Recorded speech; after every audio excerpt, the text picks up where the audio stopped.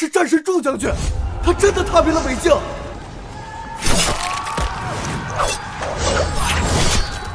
一个女人居然能号令50万大军，真是古往今来第一人。你快看，太厉害了！祝将军，征战5年，七月，娘终于能回来看你了。娘要让你成为全天下最受宠的姑娘。娘，请救我！怎么莫名感觉心慌？难道七月出事了？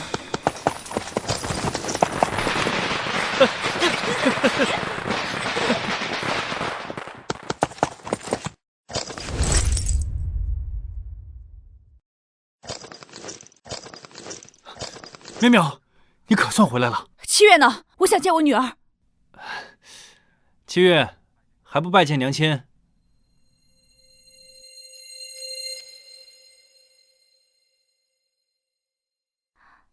女儿七月，恭迎娘亲回府。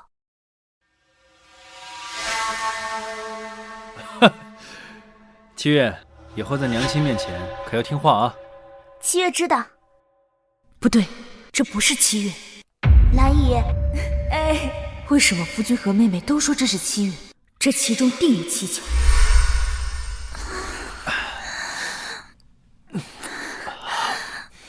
姐夫，这祝淼淼要是发现七月是咱们的女儿翠翠假冒的，她会怎么样啊？她可是手握50万大军呢。知道又如何？若不是靠着父辈的余荫，他也配领兵出征啊？况且，若没有朝廷增援、皇室扶持，就凭他也配打胜仗？他算个屁呀！哎呀，一个被我玩弄于股掌的蠢妇罢，就连皇帝送他的将军府，也送给了萧家。如今我得太子倚重，即便他知道真相，也只能把翠翠当亲生女儿供着。七月那个小贱人抢了咱们翠翠这么多年的幸福生活，我已让容嬷嬷毁了她的手，划了她的脸，送去皇庄配马奴。祝淼淼再也见不到她的亲生女儿了。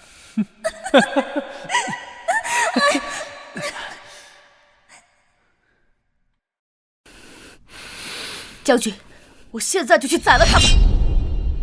现在杀了他们太便宜他们了。当我自己找到七月之后，再慢慢收拾这对狗男女。走。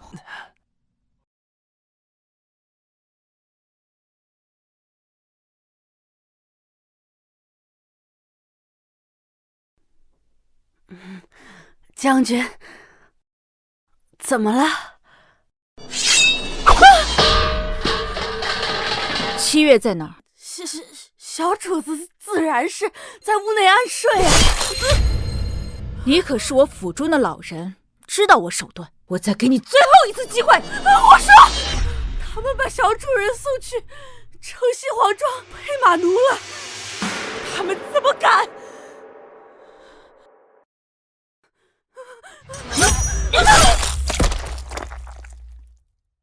将军，皇庄有上百处，怎么干？那就一处一处踏平。走。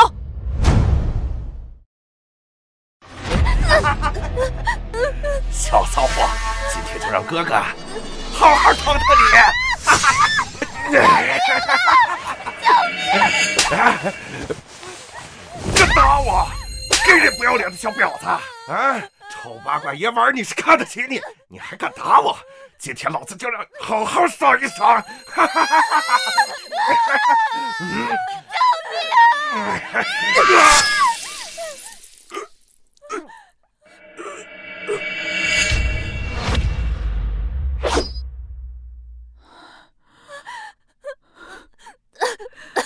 七月，娘来了。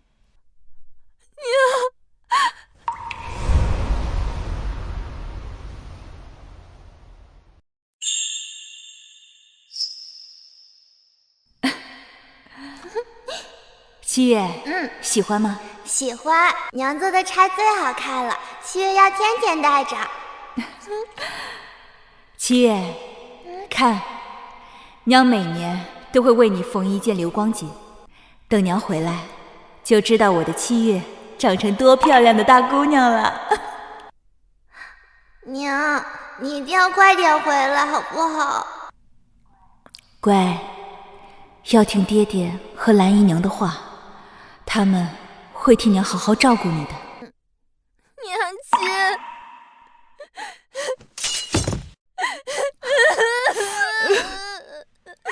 七月，娘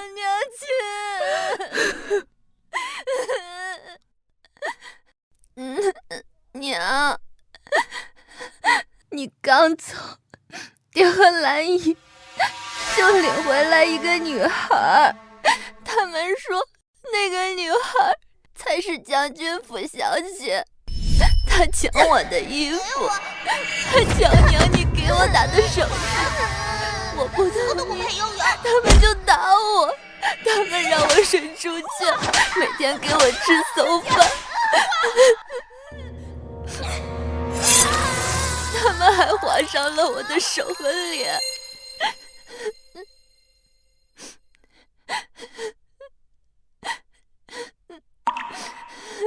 是娘来晚了，娘发誓，以后一定不会再让任何人伤害你。木兰，你带他先回别院，找军医亲自为他诊治。是。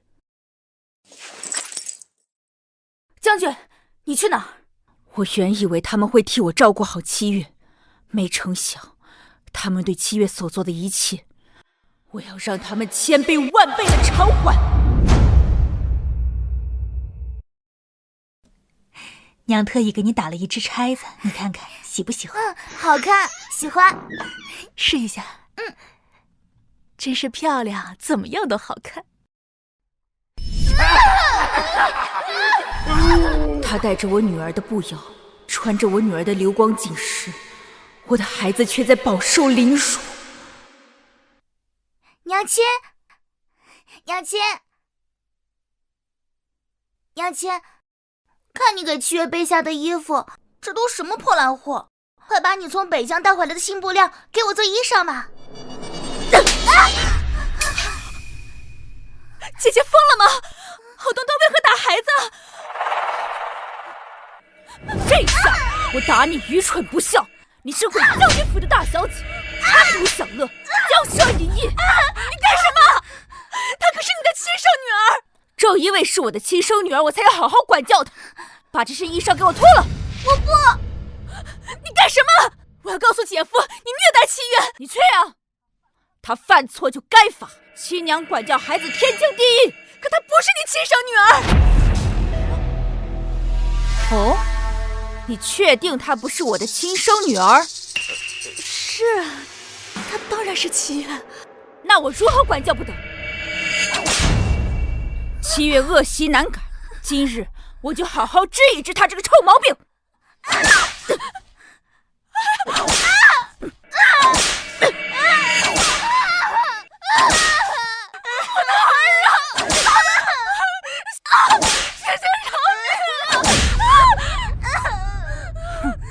你不过是我爹酒后生下的孽种，也配叫我姐姐？你一个萧府的奴婢，惯坏七月，今日我就连你一起打，以正家风！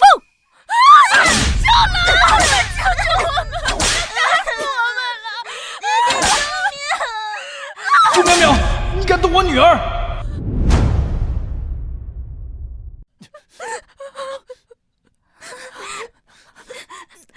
朱淼淼，你干什么？爹，他打死我跟兰姨，我不要这个毒妇做娘，你快休了他！很好，总算是说了句实话。朱淼淼，你发什么疯？我女儿是你说打就打的吗？痛不痛？姐夫，你莫要为了我们顶撞姐姐，姐姐是战场上下来的，下手重刑，情有可原。兰儿没有教育好大小姐，理应受罚，可大小姐是无辜的呀。你看看兰儿多么识大体，再看看你，哪有半点为人妻为人母的样子？我警告你，这里是萧府，不是你的什么北京大营。你再敢动手打人，别怪我不念夫妻情分。萧府这里的一砖一瓦、一兵一卒，哪一件不是用我祝淼淼的军功换来的？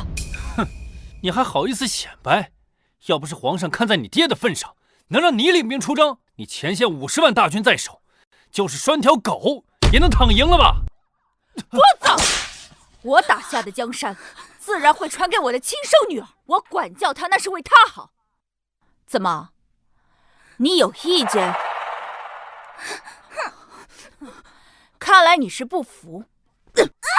住手！也罢，此女朽木不可雕也，德行有亏，不堪继承家业。明日，我便将将军府悉数捐出，充盈国库，赈济灾民。你疯了！你放肆！将军府是你说捐就能捐的吗？你忤逆夫君，作践女儿，难道你就不怕我休了你？你是我祝家的赘婿，这几年让你代管将军府，怎么你就忘了你自己是谁了？将军府姓萧，不姓祝。没想到你竟如此的恶毒泼辣。好，那我今天就让你看看，谁是这将军府的天！爹，你敢还手？我不过是管教女儿，夫君你为何打我呀？你这是在泄私愤。那为父今日便要好好管教一下你这泼辣的性子。哎呀！姐夫，姐姐为何下此毒手？不怕萧家绝后吗？哼，萧家早已没落，你如此在意，莫非是想为萧家留个后？姐姐何必羞辱于我？我不过是萧府奴婢，怎敢妄想？你这个毒妇！兰儿悉心照顾七月，而你一回来就兴风作浪，扰得后院鸡犬不宁。好，既然你照顾不好这个家，也管不了女儿，那我今日就娶兰儿为平妻。从今往后，她就是这个家的女主人，七月也归她管教。兰儿必定不辜负姐姐姐夫的厚望。还叫姐夫呢？夫君，太好了，现在终于可以叫你娘亲了，娘亲。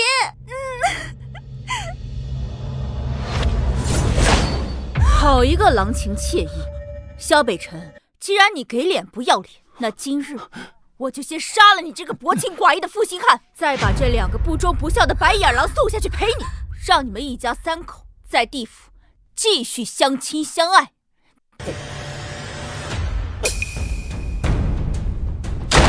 太子殿下到！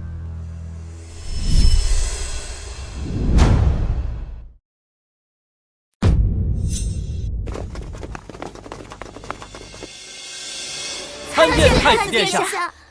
太子殿下，不必多礼，都平身吧。七月这个小贱种，可是太子让我调包的。太子殿下，你可要为本官做主啊！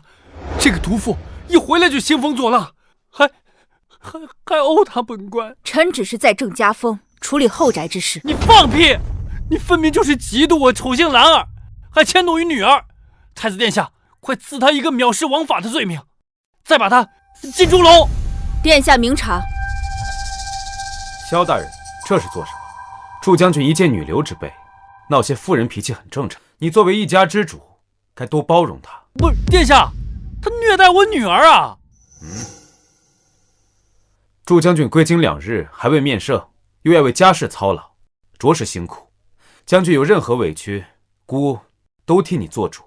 微臣家事让殿下见笑了，等微臣处理完，自当进宫面圣。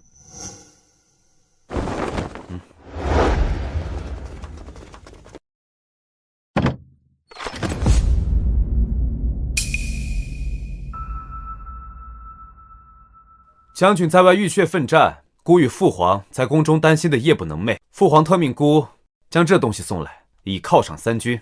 外面可还有整整80箱呢。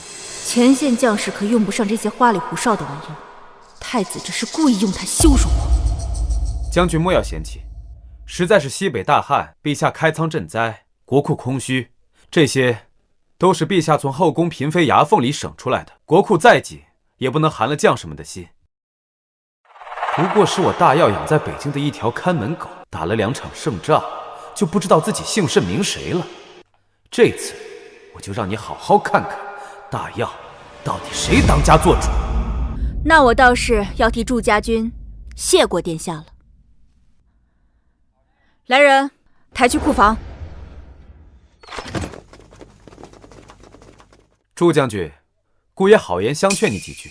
我朝以孝治天下，女子在家从夫，将军可莫要把后宅当成战场。不过是一些小事，将军看在姑的面子上，算了吧。这可不是小事，事关臣的女儿。祝将军，姑知道你委屈，可女儿这种事可不能乱说。7月不是好端端的在这里吗？她可不是臣的女儿。若我说她不是我的女儿，而是一个李代桃僵的冒牌货呢？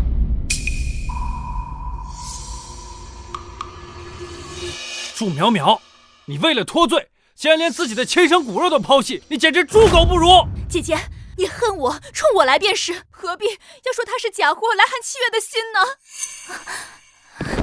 娘亲，七月知错了，七月不该向大人告状。娘亲想要七月死，七月绝无怨言。求求娘亲别不认我这个女儿。若她为真，你们怕什么？祝将军构陷亲夫，遗弃亲女，按律当斩。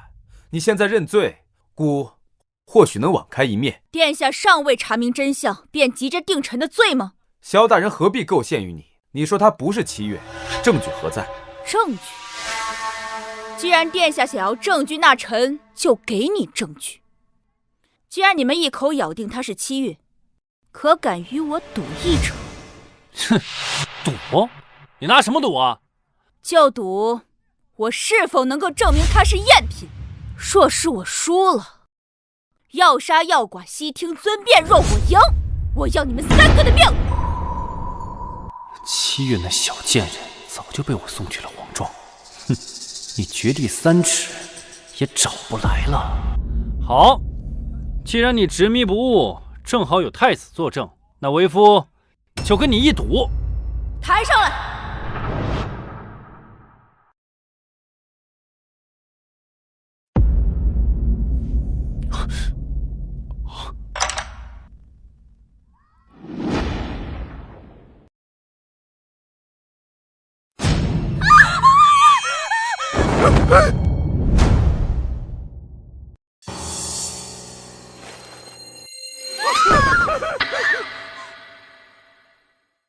容嬷嬷竟然死了！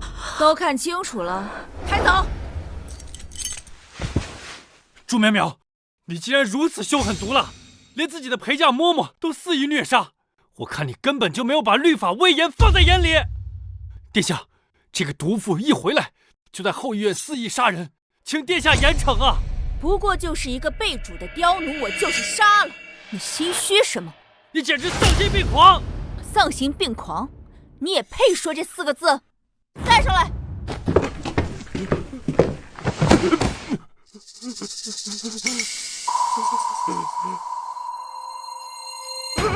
别杀我！别杀我！我什么都说，我什么都说。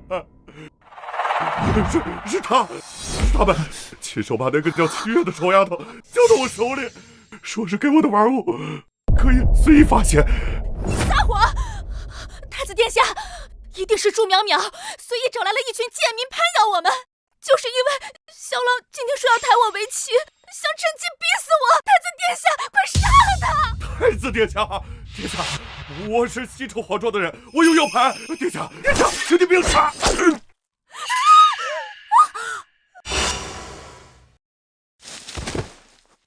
奸佞小人，妄图挑拨君臣感情。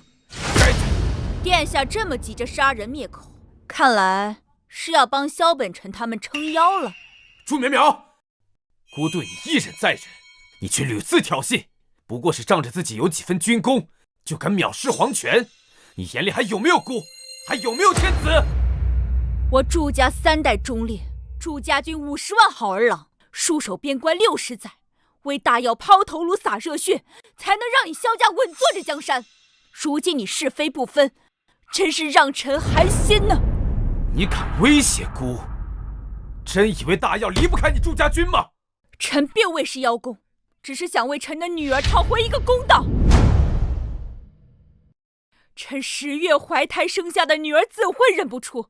我的7月乖巧懂事，这个冒牌货，眉宇之间尽显奸诈之相，也不知道是谁生的野种。你胡说八道！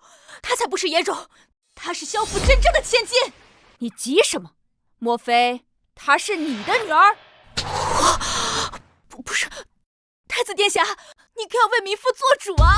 分明是朱淼淼在军营与人有染，脏了身子，所以才拿7月做文章，要大闹后斩。祝淼淼，你个贱人，你压根就不配做7月的娘！今天我定要休妻。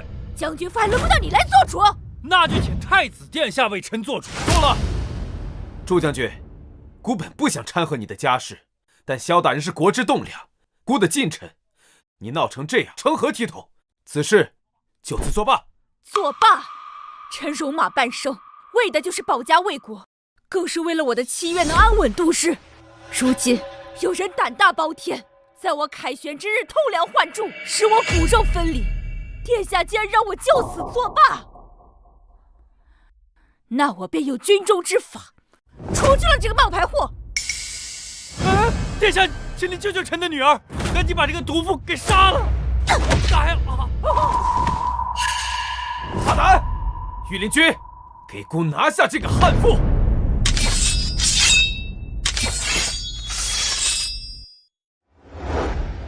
朱淼淼，你记清楚，你不过是皇室圈养的一条狗。孤说他是7月，他就是7月。就像孤能让你成为万人敬仰的大将军，也能让你变回一无所有的弃妇。给孤老实点，老实点儿！好一个皇室的一条狗！既然殿下不肯主持公道，那臣今日就自己为女儿讨回这笔血债。圣旨到。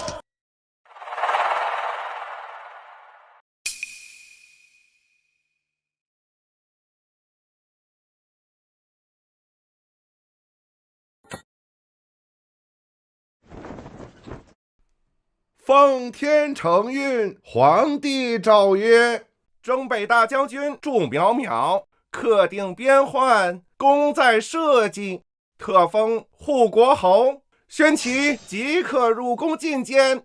钦此。护国侯接旨吧。臣领旨。既如此，那臣就进宫，请陛下圣裁。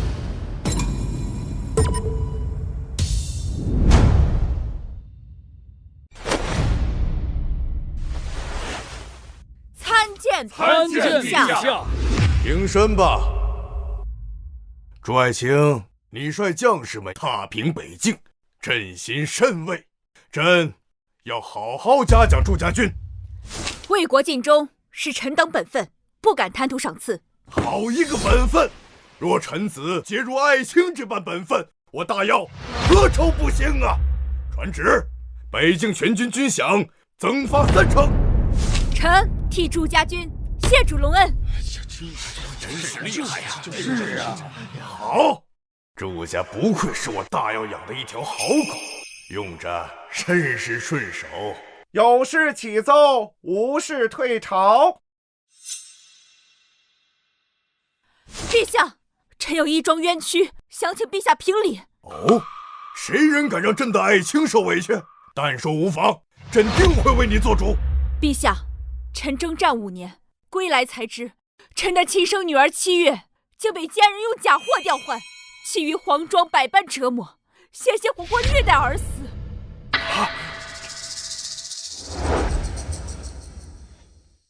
竟有此事，岂有此理！在朕的眼皮子底下行此暴虐之事，他有几个脑袋？大理寺卿曹胜，下官在。朕给你3日时间，立刻彻查此事，严惩凶手，不得姑息，且一定要保证朱爱卿嫡女的安全。下官遵旨。朱爱卿，尽管放心，朕一定严惩凶手，给你将军府一个满意的交代。臣谢过陛下，但这罪魁祸首，臣已找出，此人正是臣的夫君7月的生父，太子进士萧北辰。萧北辰，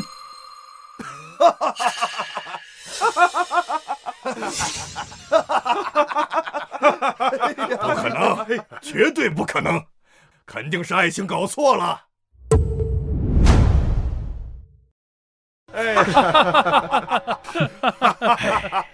哎呀，陛下，朕还以为爱卿的骨肉真的受到了迫害，没想到爱卿在跟朕开玩笑。朕可以向你保证，萧爱卿绝不是这种人。臣没有开玩笑，萧北辰和臣的庶妹祝香兰亲手把臣的爱女送至皇庄，百般折磨，而那个假货却在臣的腹中锦衣玉食。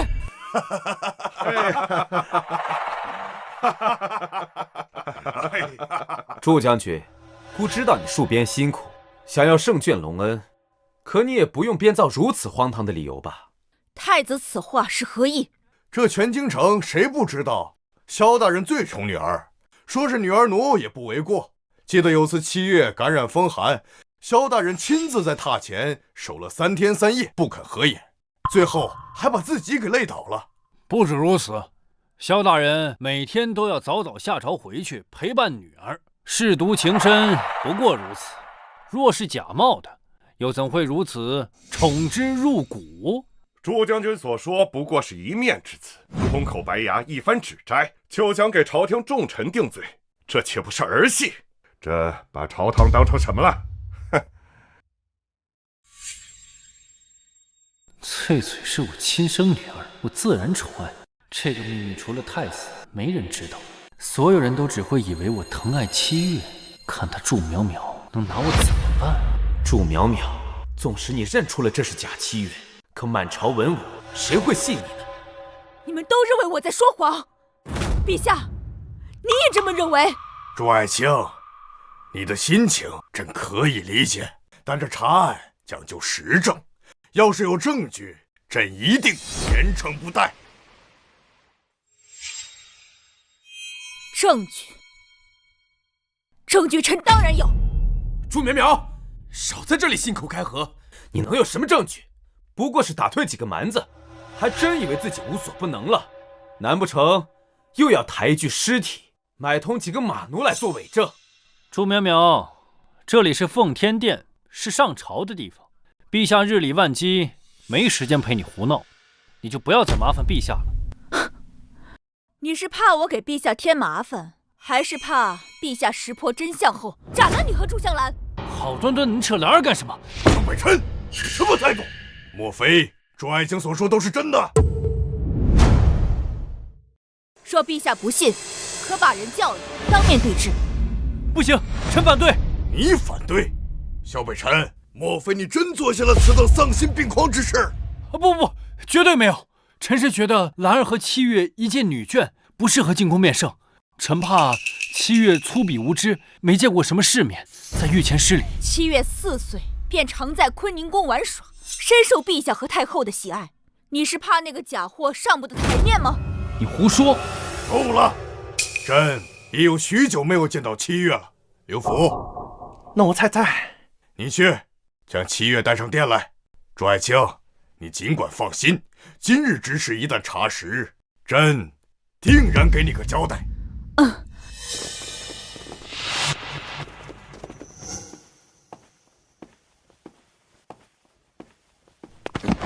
臣妇祝香兰，臣女7月参见陛下。平身吧。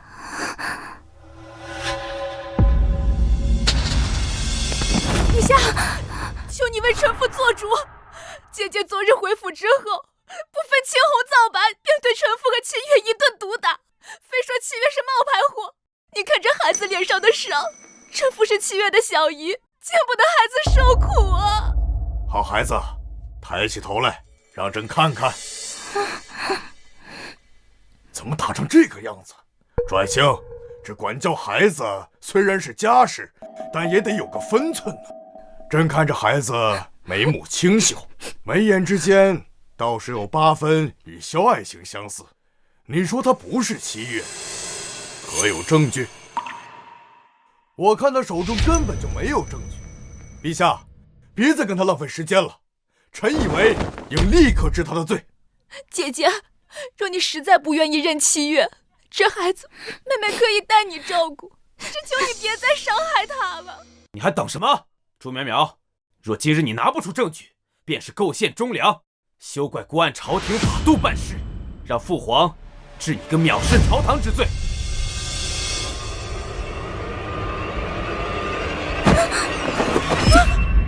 证据就在这里，证据就在这里。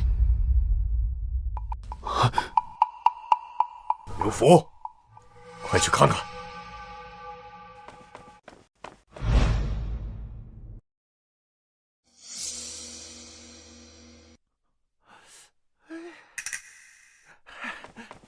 陛下，这七月小姐的手上光滑如新，什么都没有。没有？没错，就是什么都没有。这是何意？我还当他真的拿出什么我们不知道的证据，原来不过是诈我们。幸亏刚才没有被他吓得招惹。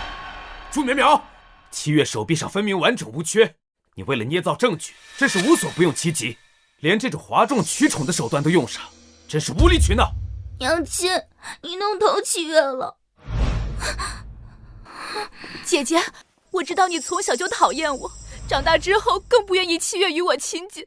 可她是个女孩子，你这样当众折辱她，以后她怎么嫁人呢？一个小姑娘，胳膊好好的，有什么好看的？莫非正如太子殿下所言，朱将军是故意来胡闹的？是啊，他到底想给大家伙看什么呢？朱淼淼，陛下日理万机，时间宝贵，岂容你在这里浪费？陛下，朱淼淼欺君罔上，无视朝纲，臣建议立刻将他革职查办。各位皇上，正是因为他什么都没有，才是最大的问题。七月的手臂上有一道圆形烫伤，那伤痕布满整个手臂。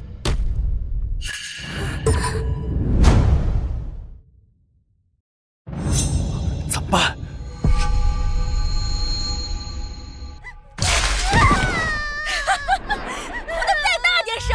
让你那短命的娘听见，没准儿会从前线回来救你呢。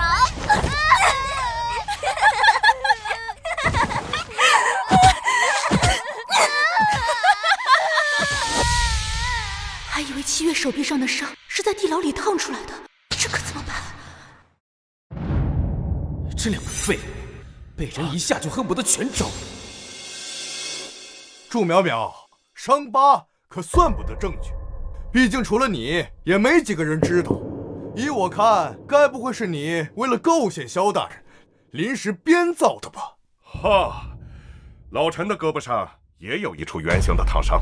那照朱将军如此说，莫非老臣也是你的女儿了？哎呀，朱爱卿，这并非朕不想帮你，只是这一道伤疤确实算不得什么。朕若是偏袒了，岂不是让其他爱卿心寒了吗？这你还有没有其他证据？不然，朕只能以公处理了。行了，朱淼淼，百官也没时间陪你闹下去了，识相点，赶紧自己认罪，争取父皇对你宽大处理。本将的话还没说完，殿下便急着要给臣定罪，看来是想偏袒萧北辰了。难不成还能偏袒你这信口雌黄的骗子吗？朱淼淼，你别以为替朝廷打了几年仗，便可以藐视律法。若你今天拿不出一个合理的解释，孤便请父皇治你欺君之罪。朱淼淼，不过是一点家事，算了吧。只要你给七爷和兰儿认个错，我就原谅你。从今往后，将军府还是你的。哎呀，真是！萧北辰，你怕不是忘了，七月手臂上的伤，乃是当年打翻太后金丝香炉所致。当时太后还赐了白鹿丸给七月疗伤，此事朝中半数人知晓。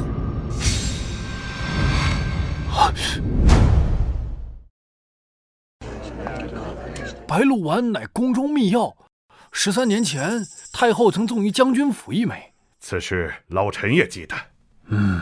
你还有何话可说？朕也记得太后似乎赐一枚灵药给过祝家。可姑怎么记得那一年祝老将军病重难治，萧大人特意进宫求药，太后因而赐下那枚白鹿丸，为的是挽救祝老将军的性命。对呀，臣也记得这件事。这白鹿丸乃是全天下最强的疗伤秘药，当时宫中也仅存3枚，珍贵无比。太后娘娘怎么可能因一女童淘气就随意赐下？你果然是在混淆视听。本将还不屑你撒谎！你明知道太后崩逝3年，此事从无对证，为了诬陷萧大人，竟然捏造这种弥天大谎。祝苗苗，你怎么敢欺君的？太子所言也非全无道理，此事各执一词，还是劝要详查呀。陛下，可……好了，祝爱卿爱女心切，朕能体谅，但朕身为一国之君，不能偏私啊。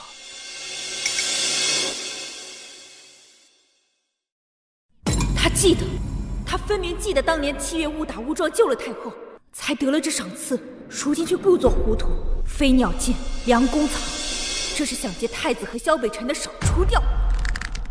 愤怒吧，失控吧，在这殿上失态，甚至拔剑，只要你敢，姑就能以殿前失仪之罪，名正言顺夺了你的兵符，功高盖主之驾，岂能让你安稳于世？看来陛下今日是要偏袒萧北辰了。放肆！祝苗苗，你如此欺君忤逆，陛下没治你个蔑视律法之罪，已是天安浩荡。如今此事已经水落石出，你还有何不服？7月是我捧在手心里都怕化了的宝贝，却被这2个畜生如此的践踏。今日若讨要不到一个公道，我便自己讨回这个公道。什么？这怎么能这么说呢？可是在殿前呀！祝苗苗，你要做什么？把剑给朕放下！祝苗苗，你要造反吗？难道你想把将军府所有人都害死呀？父皇，儿臣倒有个简单法子，可以让祝将军心服口服。什么法子？滴血认亲。这倒是个好主意。是不是亲生女儿，只要血相融即可？既然今天人都在这里，那便按太子的办法来吧。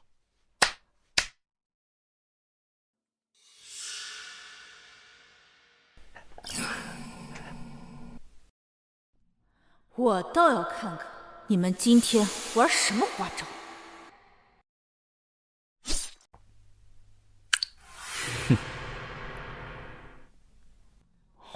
虽说翠翠也是他侄女，但保险起见，太子已在水中下了秘药，今天任谁的血滴进去都会相融。祝苗苗休想翻身！待2人血水相融，祝淼淼这个贱人，就算再不情愿，也得认下翠翠这个嫡女。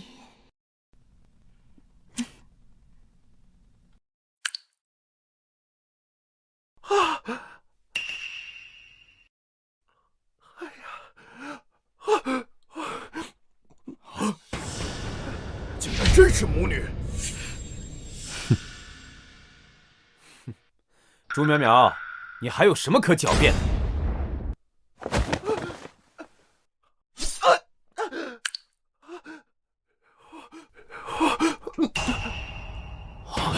这怎么回事？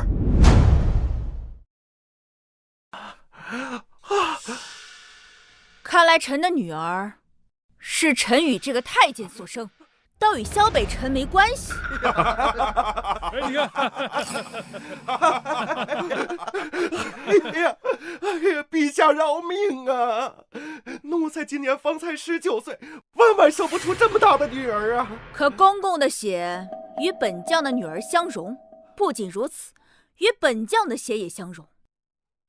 你若不是本将女儿的生父，那便是本将的儿子了。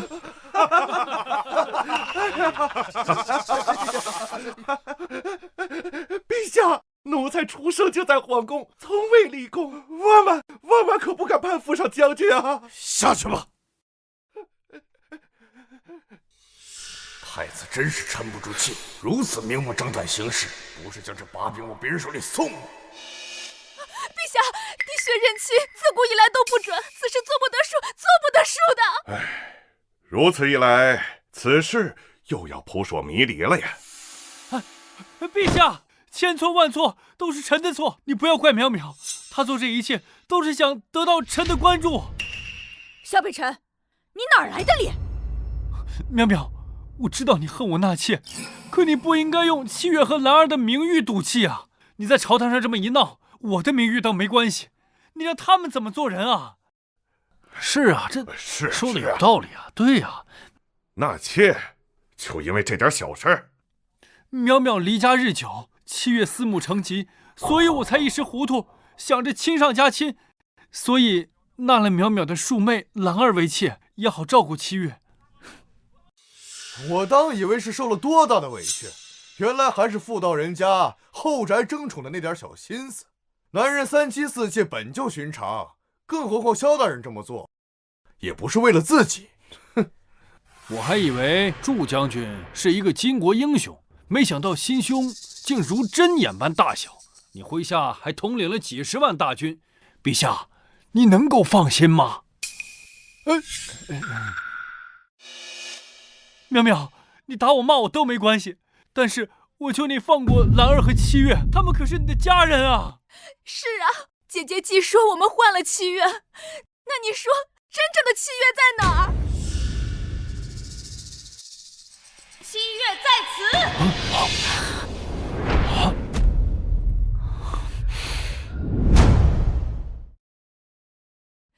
姐姐，我知道你从小就不喜欢我，你怕我抢你的东西，处处针对我。可我也是将门之女，朱老将军也是我的爹，要怪亲侄女的事情，我做不出来的。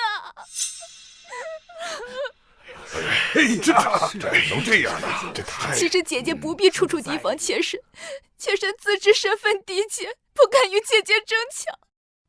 若姐姐是因为萧郎纳了我为妾，自请离府便是。兰儿，你不必如此，你从来都不比他差，是他心胸狭隘，贪恋权力，他见不得别人好，所以才故意构陷我俩。你放心，陛下是不会姑息他的。你们就这么笃定，今日我无法拆穿你们这套把戏？姐姐，你不要再执迷不悟了，这可是在御前，你还要对我们屈打成招吗？这是天子脚下，他若敢当众行凶，陛下定将他凌迟喂狗。那你敢跟我打赌吗？若七月在此，就给我乖乖去死！你少胡言乱语，七月不在这儿，能在哪儿啊？是啊，祝将军，你说七月他若不在这里，他能在哪儿呢？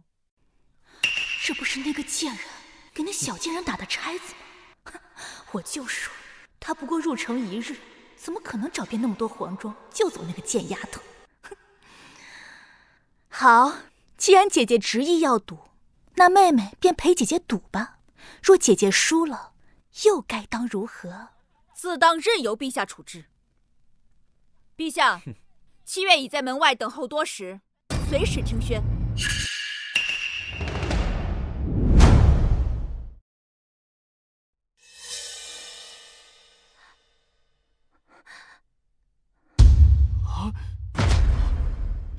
这是……哎呦！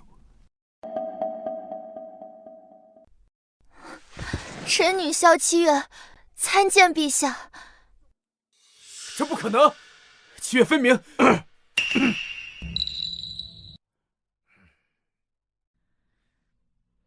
诸位可看清楚，这位才是我的女儿七月。哎呦，这是就会吧？原来他才是七月。七月，萧北辰，你靠吸我的血，才一步步有了今天的地位。结果你反手就将我的女儿伤得体无完肤。七月别怕，告诉陛下和诸位大臣，他们对你做了什么？他们在我娘走后的第2天，便带回来一个和我年龄相仿的女孩。他们每天给我吃馊饭、喝泔水，还打我。他们还弄伤了我的脸，废了我的手。哼，真是禽兽不如！竟然对一个无辜的少女做出如此丧心病狂之事！难道萧大人平时的温文尔雅都是装出来的？你放屁！你，陛下明察，臣冤枉啊！这压根就不是七月，是这个不知道从哪儿找来的小乞丐，故意扮惨，想陷害微臣。是他功高盖主，凯旋归来，视我为眼中钉，找个由头想杀夫立威啊！陛下，这一巴掌打你忘恩负义！哎呦，这怎么能拔刀呢？今日我要让你把加诸在七月身上的痛苦一桩桩一件件全都还回来！苏淼淼，你敢在这奉天殿上动私刑，是想造反吗？父皇念你功高，与你假装佩剑入殿，可不是让你来行凶的。臣替女报仇，何罪之有？反倒是他，该死！今日陛下若不杀他，那臣就自己杀。苏淼淼，反了你了！稍不如意就喊打喊杀，是不是朕那天没如你的意？你要连朕都杀了不成？手握50万驻家军，朕看你连朕都不放在眼里了吧？陛下可算是把心里话都说出来了。楚淼淼，朕是看在你父兄的面子上，才让你领军上阵，你就是这么报答朕的？陛下，祝淼淼率朝廷50万大军驻扎北境，使朝廷军饷却自称祝家军，分明已有不臣之心。你说什么？当今世人皆知护国侯，却不只有陛下。街头巷尾传唱的，也都是你祝淼淼的功勋。就连军中将士也只认虎符，不认圣旨，谋反之心昭然若揭。陛下，请您赐死他！这怎么能这样？哎呀，你说就是不过是打退了几个蛮子，就敢居功自傲，狂妄到如此地步，简直是不把天子放在眼里。忠兄不过是一介女流之辈啊，目光短浅，毫无格局。不过是立了几次军功，那也不过是仗着陛下的鸿福庇佑罢了。难道你认为靠你自己能够立下如此功勋？内阁首辅魏元德，我本不愿与你纠缠，但你今日一再挑衅我的底线，那好，我倒要替陛下先审审你。你要干什么？边疆战乱5年，军需物资一分未到，战士们衣不蔽体，食不果腹，饿死冻死的将士达39000人，而你却盖起了5进5出的大院，比藩王的府邸还要华丽。说，哎呀！军饷哪儿去了？陛下，他血口喷人！陛下，臣听战报，北京早已无大战，本可休养生息，分明是他们一己之功，屡次主动出击，不断兴兵，这才导致边疆连年征战，各州府赋税均用于填补军费，这才导致国库空虚啊！陛下，好一个颠倒黑白！今日我就先杀了你这个贪赃枉法的狗官润润刀，替无辜枉死的将士报仇！陛下救我！住手！你若敢在金銮殿上动手，朕就立刻把你关入死牢。你放心，有朕在，他还杀不了你。没想到我祝家世代忠君报国，在陛下的眼里，还不如一个奸佞。我祝家的50万儿郎的性命，在陛下这里也不过是儿戏。那好，今日臣卸甲归田。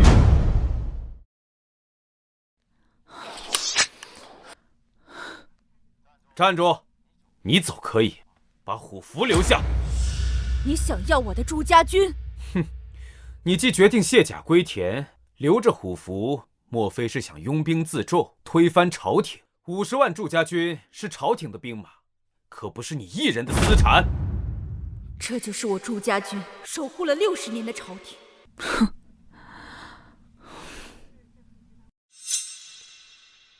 陛下参思，这北疆匈奴异常凶悍，眼下也只是暂时罢兵。若是没有祝将军，只怕边关生变，无人能等啊！王大人多虑了，3位藩王麾下30万铁骑，现在就驻守在边关上。我大药朝堂人才济济，哪个不能领兵？难不成我大药离了他祝淼淼就要完了？可这50万祝家军只听护国侯一人调遣呢。50万大军是朝廷的兵马，自然要听从朝廷的调遣。只要有虎符在手，便可调动。若边关吃紧，孤愿领兵出征，满朝文武也定会为陛下肝脑涂地。臣愿为陛下分忧。哼！把兵符交出来，孤今日可对你网开一面。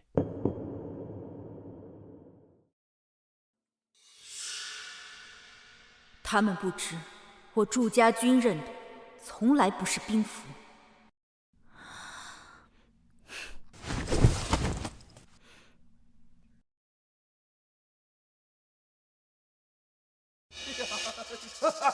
哎呀！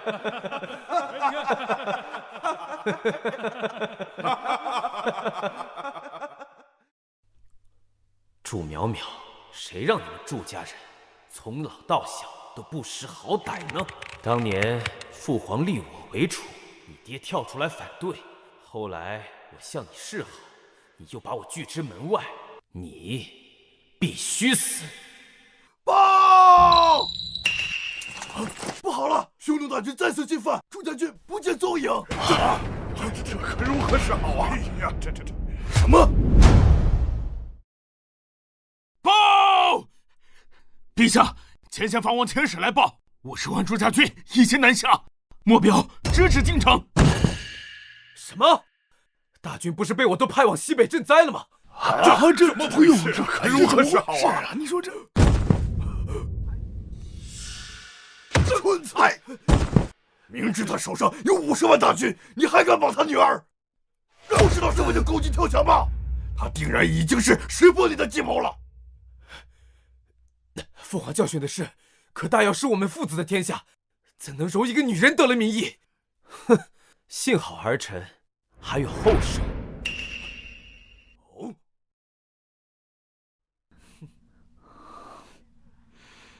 七月，娘一定会治好你的，让你往后的日子里过着开心幸福的生活。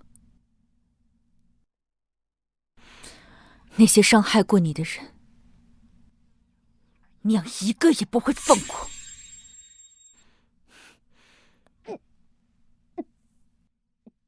将军，你怎么了？将军，你怎么了？将军，传大夫！将军，你怎么样？将军，将军，您中毒了。何毒？将军，此药名为3日断魂散，乃皇宫秘药，无色无味，3日内必定暴毙。而且属下无能，此毒无解。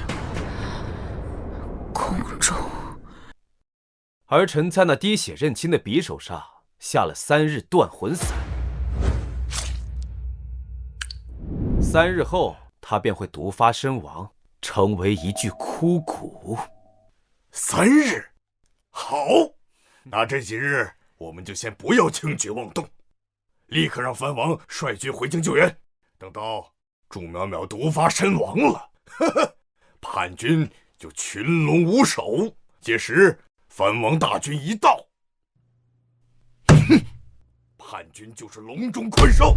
哼，他祝淼淼不过是一条看门狗，现在这条狗想要主人，就该宰了吃肉。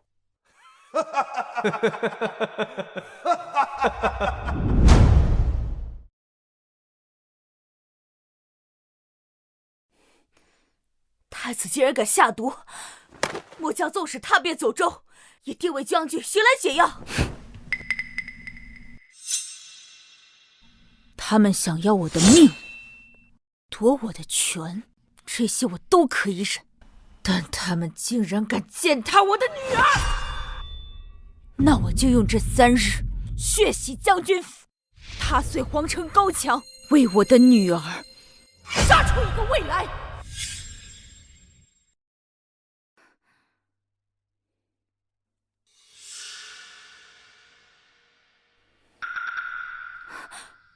将军，果然在境外发现了藩王的旗帜，应该是要来支援狗皇帝。哼，就凭这些虾兵蟹将三脚猫的功夫，还想拦住我祝家军？哼，将军，他们人数不少，不可小觑。传我将令，3番途经之地，整戈待旦。我们的人进不来，他们也别想进。是。七月，现在该替你报仇了。沈兰，你看到没有？陛下是站在我们这边的，那个毒妇竟敢跟陛下叫板，结果如何？还不是被收了兵符，下了毒？姐夫英明神武，那贱人怕是已经肠穿肚烂，生不如死了吧？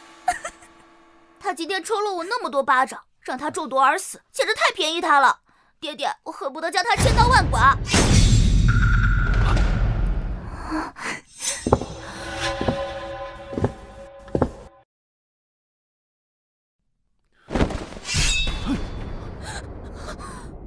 你们以为我死了，你们就能坐享其成、高枕无忧了？哼！我祝淼淼就算还只剩下一口气，也会拉你们这群畜生去当垫背的。祝淼淼，你要造反吗？你要敢杀我，太子殿下和陛下是不会放过你的。我祝淼淼守护的是大药河山黎民百姓，不是这种昏聩无能的狗皇帝。皇帝不杀你，可我不会放过你。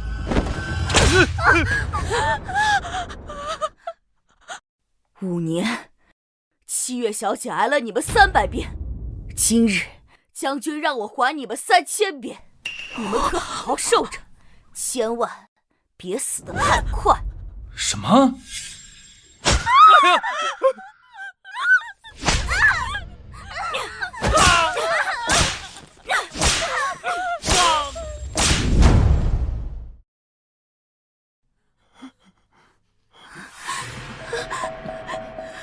？7月的手，你伤的？不是我，不是我，不是我。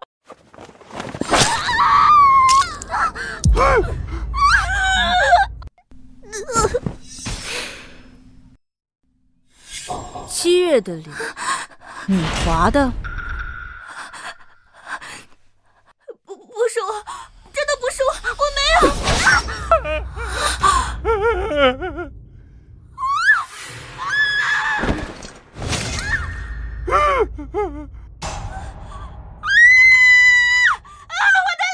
我的脸！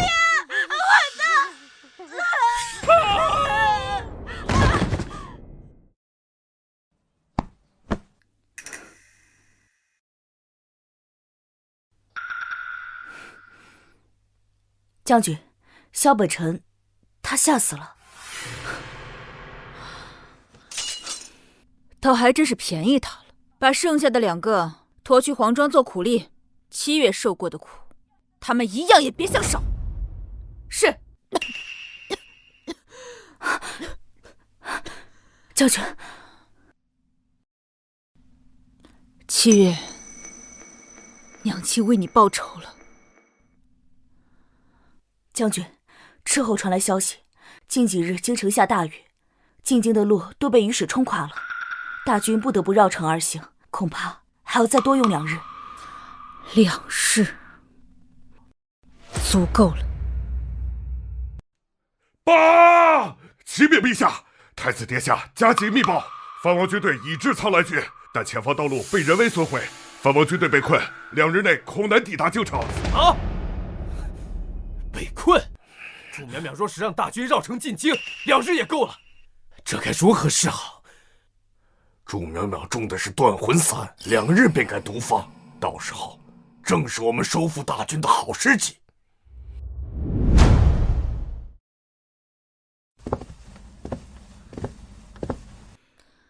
娘亲，七月已经知道了，娘中毒了，马上就要离开我了。七月，放心啊，娘不会死。但是娘希望，如果有一天娘不在了，你也可以坚强的活着。我不要娘亲离开我，没有你，我活不下去的。七月，你不能总是依赖一个人，你该要有自己生存的能力。可我只是一个女孩子，我什么都做不好。七月，娘11岁就跟着你祖父上战场，亲眼看着他死在了我的面前，后来又有无数的同伴倒在战场上。七月，你相信你自己，你可以的。你从小就练习铁砂掌，四书五经倒背如流，你绝对不比这世间任何一个男子差。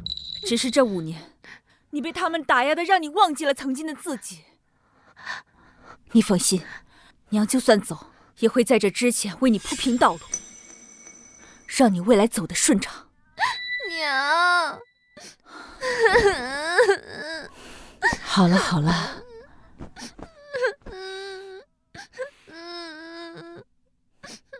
将军，九皇子来了，要见你。皇帝不是只有太子一个儿子吗？哪来的九皇子？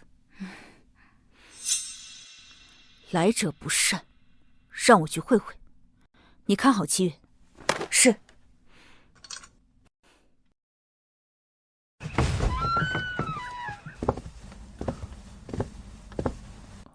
祝将军英姿不减当年啊。哦，九皇子见过我？有幸见过您的风采。哼，见过我风采的都是敌寇。九皇子何时见过？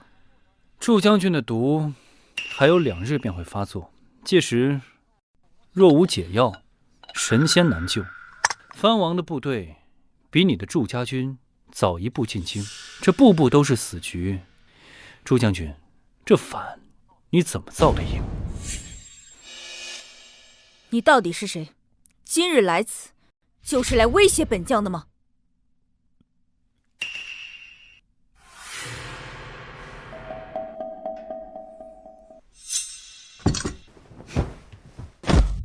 祝将军，我是来还当年救命之恩的。我的生母只是皇后的洗脚婢，因为父皇酒后一夜风流才有了我，但是这也得罪了皇后，把我和母亲关进了冷宫，从未吃饱穿暖过。外人更是不知道有我这个九皇子。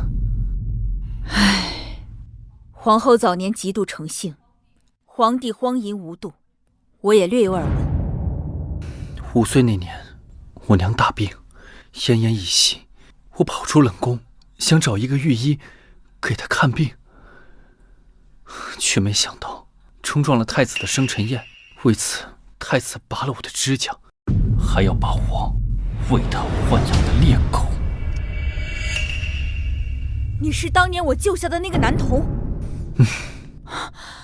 快请起！他们都以为我死了，这些年我在宫中如鬼魅一般活着，直到最近我听到了祝将军您的遭遇，我就知道是我报恩的时候到了。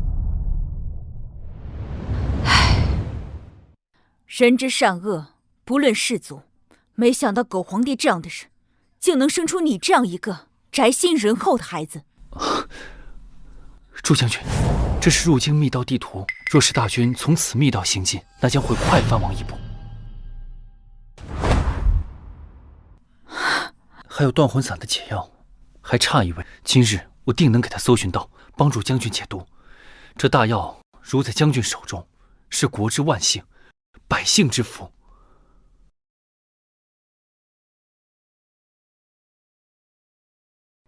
其实我并不想当什么皇帝。我祝家3代忠烈，父兄马革裹尸。我这辈子杀过敌寇，饮过烈酒，守过国门，亦无憾。但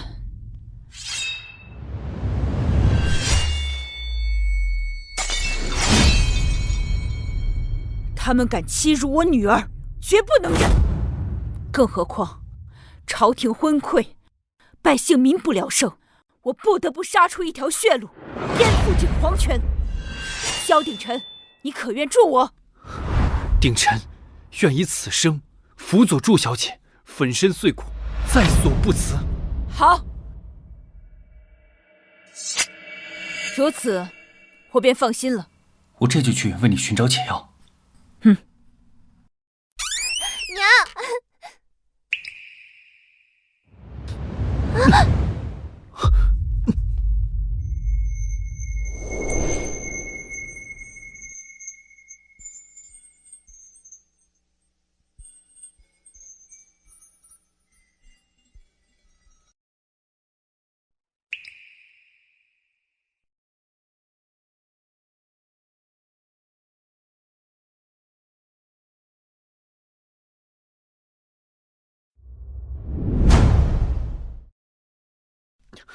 鼎臣拜见祝家小姐。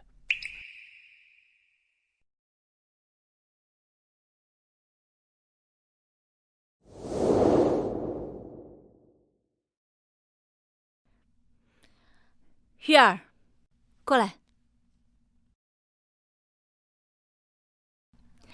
怎么，喜欢他？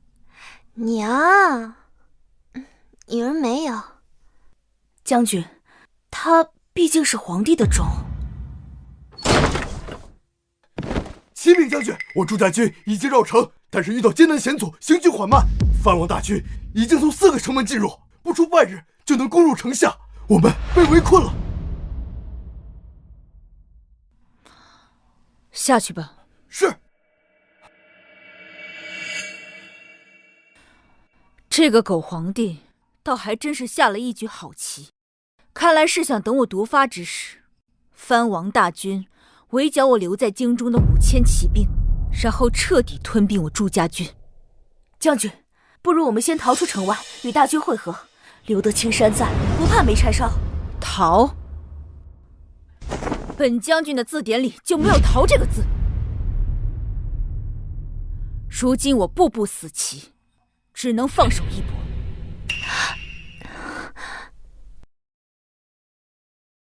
将地图快马加鞭送至城外大军，若此密道为真，定能比藩王快一步。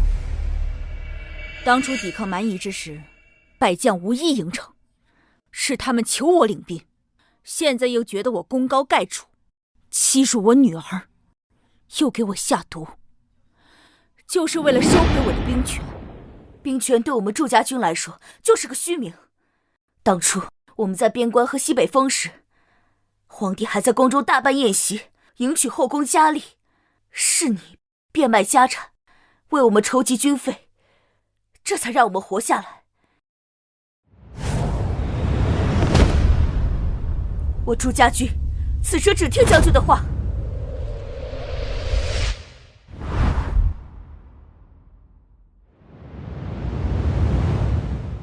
好，集合整顿5000骑兵，明日随我杀入皇宫。是，将军。报！陛下，朱淼淼回京受职时带来的5000骑兵正在皇城外正与禁军厮杀。什么？陛下，听闻那朱淼淼百战不殆，若是他硬闯进来，父皇，这可如何是好？藩王大军可能还有半日才能到达京城，他手中可有5000叛军。怕什么？有1万禁卫军，还敌不过他5000。算起来还有3炷香的时间，他就该毒发了。藩王的大军一到，这些叛军是笼中困兽，你们谁能抵住他3炷香？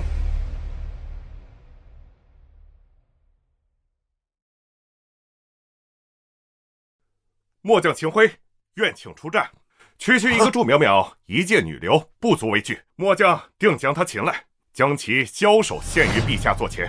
好，朕现在就册封你为护国大将军，统领禁卫军迎战祝淼淼。谢陛下，末将遵旨。所有禁军，听我号令！太子口才，可敢出来迎战？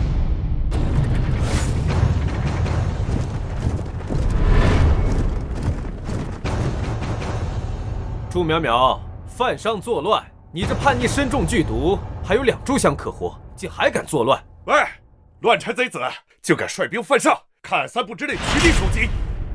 将军，您现在身负重伤，况且他们人多势众，口有诈，不可小觑啊！本将军就算是死，也是战死。祝淼淼，你可知陛下为何宁愿去割让城池，也不让你在沙场上取胜呢？就因为你是低贱的女流，天生就是弱者。要不是靠着你这些将士帮你，你觉得你有可能取胜吗？说得好，女人不过是本宫的胯下玩物。朱淼淼，识相点就从本宫的胯下钻过，学3声狗叫，本宫说不定心情好，给你解药，让你多活上1天半日。做梦！好，既然我只有2炷香可活，那就多杀一个赚一个。今日，本将军就让你们睁大狗眼看看，女人是如何杀光你们这群男人的。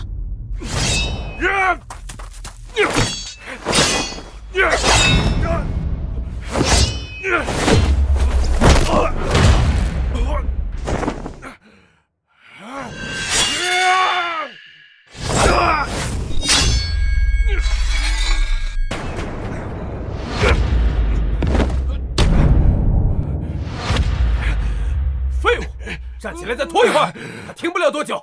藩王大军马上就到。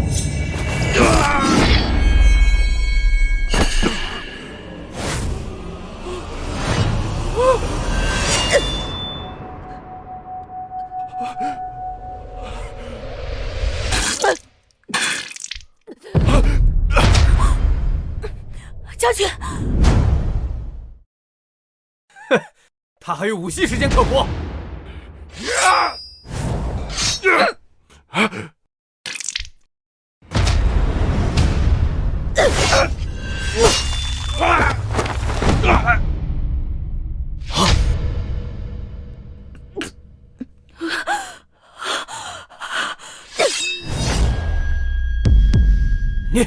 你不能杀我！我可是太子，你还有1息时间可活，我有解药。本将军从不畏惧生死，若是到酒泉，我也会率10万大军斩阎罗。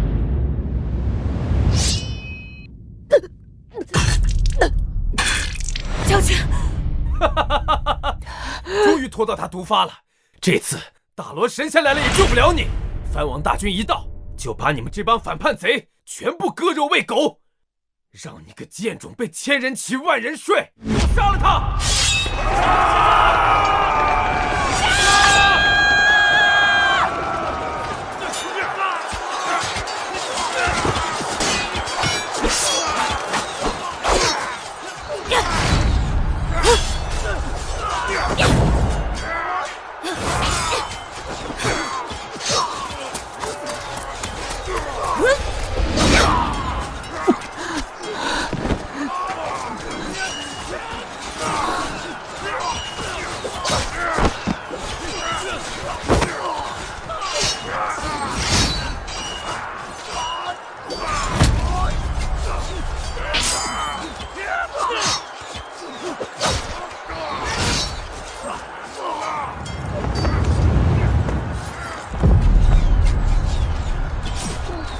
间真的来不及了吗？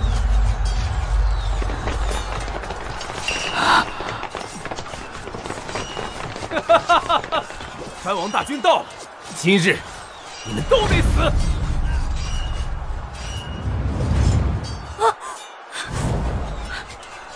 将军，九皇子果然是骗子。看我将长比诸计！是朱家军来了。什么？将军，将军！终于赶上了，帮我照顾七月。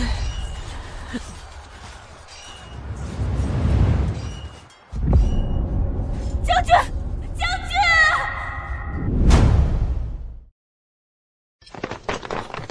将军，将军，三炷香早过了，这女人还不死，莫非功力深厚？不可能！朱家军怎么会到得如此之快？我朱家军自有法子，逢山开路，遇水搭桥。哼，一派胡言！朱家军昼夜兼程，也该明日到达。真当本太子蠢钝如猪？就这几个小兵，我们是先遣军，大部队在后头呢。不可能！城内都是暗桩，从未听到线报。哼，愚不可及！就你这狗脑子，也能当太子？哼！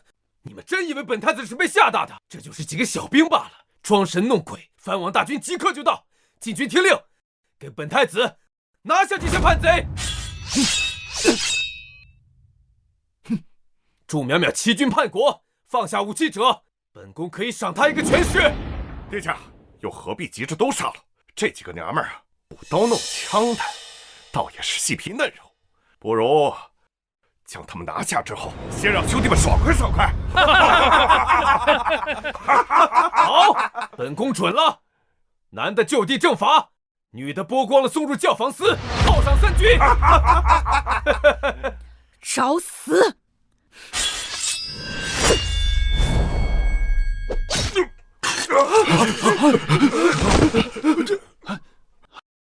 藩王大军已至，我这就正面杀了他。众将听令，给我拿下这5000叛逆！杀朱淼淼人头者，赏千金，连升3级！杀！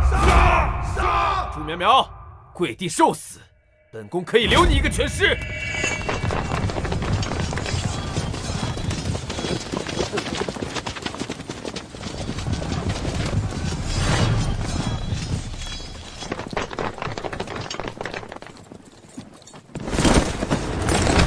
朱家军参见朱将军。真是朱家军！兄弟们辛苦了，起来！不可能，都是假的！报！殿下，朱家军50万人如同鬼魅，突然从城内杀出，藩王的大军如今正在城外死战。什么？不是说藩王大军已经守住城门，万无一失了吗？本宫要你们何用？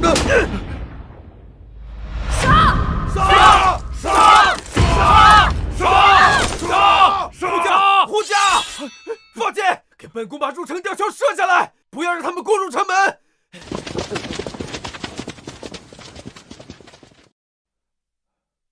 将军，刚刚入城的吊桥被毁了，朱家大军和藩王的部队都被拦在城外。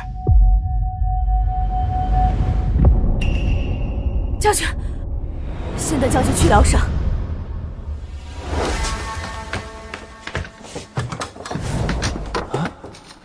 断魂散的解药秘方应该在御书坊中，到底在哪儿呢？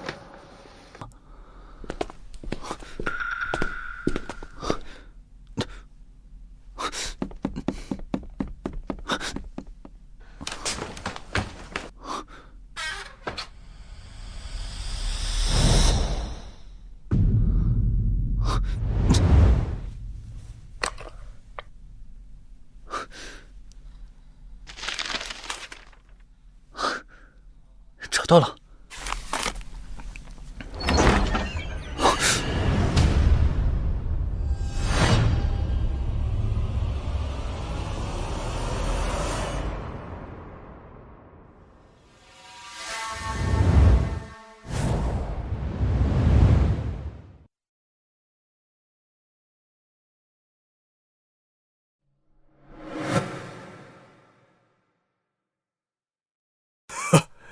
3炷香已过，那祝苗苗估计已经毒发了。估计太子殿下已经拿到了虎符，现在只等藩王大军兵临皇城，那5000叛军必定插翅难逃。藩王军队是否已诛灭叛逆了？藩王军队被朱家军拦在城外，正在死战。什么？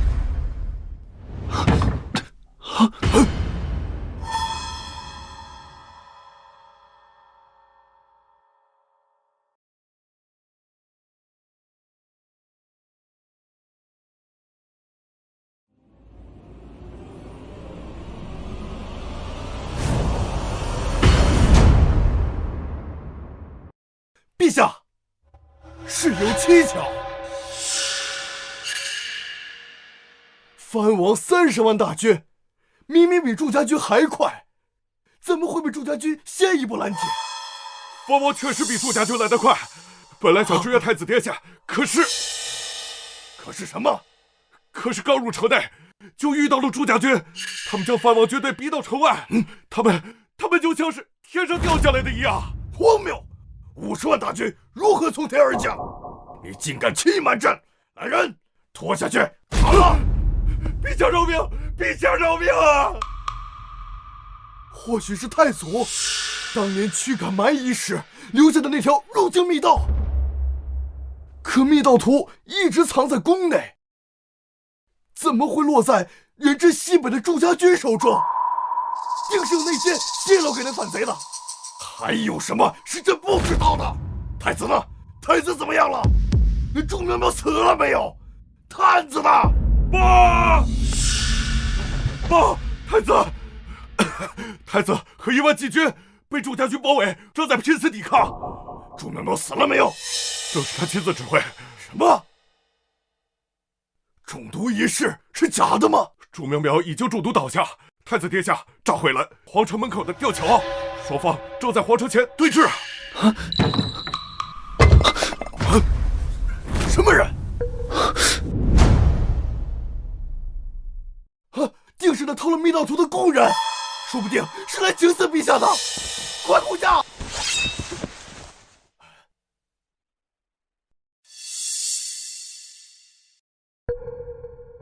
快点儿！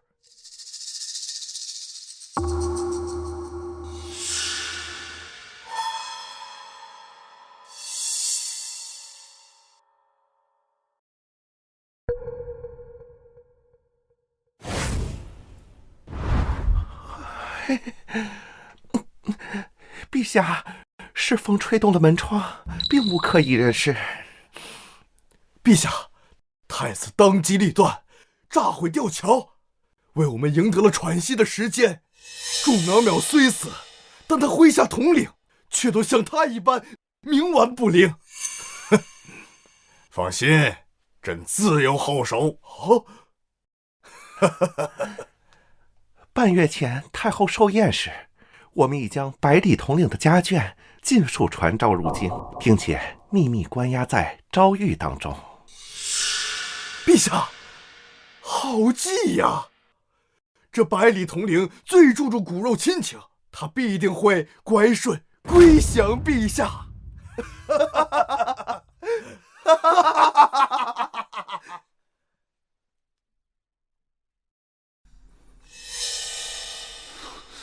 恩人竟已死去，我还是晚了一步。父皇还想以无辜妇孺的命要挟祝家军将领，我一定不能让他们再得逞了。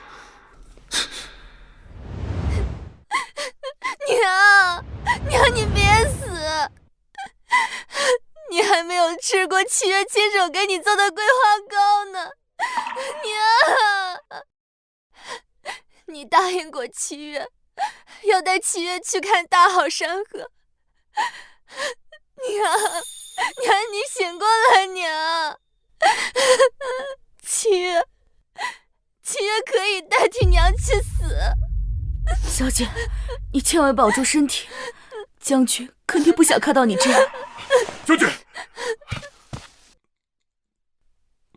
这位是有意天下名医沈大夫，特擅长解毒。我回城路上特意将他寻来，为将军解毒。沈大夫，请。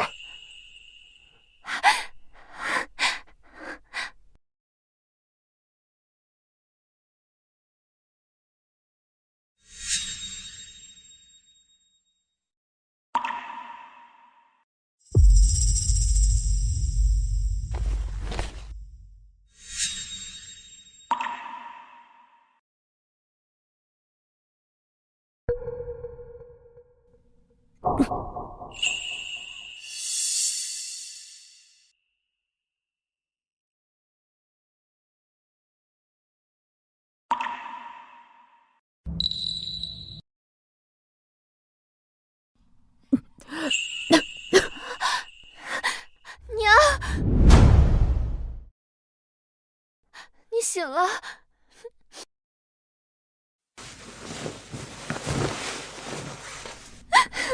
娘，七月还以为幸好是神医把娘给救回来了。傻孩子，多谢神医。将军不必急于言谢，此毒并未彻底解开。什么？在下只是用凤血丸暂时吊住了将军的性命，但撑不了多久。断魂散这毒，我实在是无能为力呀。什么？先帝当年遭奸臣小人下毒，你都能化解，将军这毒你为何解不开呀？将军若死，你也活不长。田叔，休得无礼。将军这毒是被加了一味阴毒的药引，乱了药性。若要解此毒，必须拿到解药的配方，否则神仙难医呀。我还有多久时日？大概10日。10日，够了，足够我做完所有事情。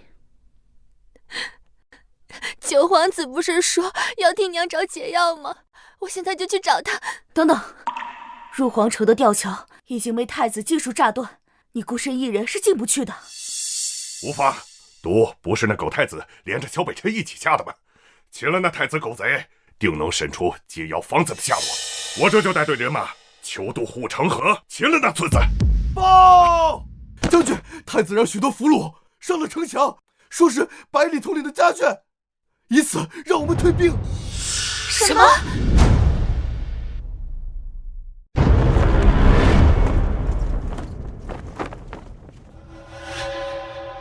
祝家军立刻退兵30里，否则今日就是他们的死期。夫人，娘，陈银锁是我女儿。狗杂种，欺辱老弱妇孺，算什么本事？可敢与我一战？想保全家人性命，就立刻退兵。退，还是不退？祝家军只奉祝将军命，绝不撤退。杂种，放开我夫人，否则确定狗头！这小娘们细皮嫩肉的，今晚就赏给弟兄们开开荤。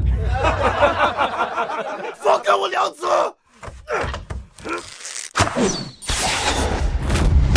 娘子，退兵，否则本宫砍了他们手脚，送进护城河。百里，不如就从你这美娇娘身上开始，如何？对不住，娘子，待我杀尽狗贼，再去黄泉路寻你。那贱人到底给你们灌了什么迷魂汤？他都已经化成脓水了，你们居然还替他卖命！不要！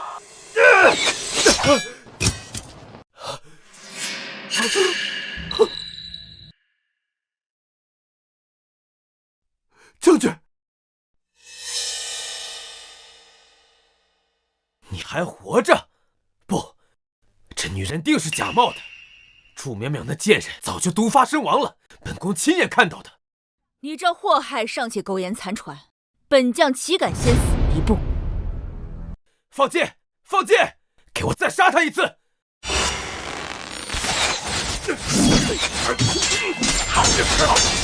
再射！给我射死他！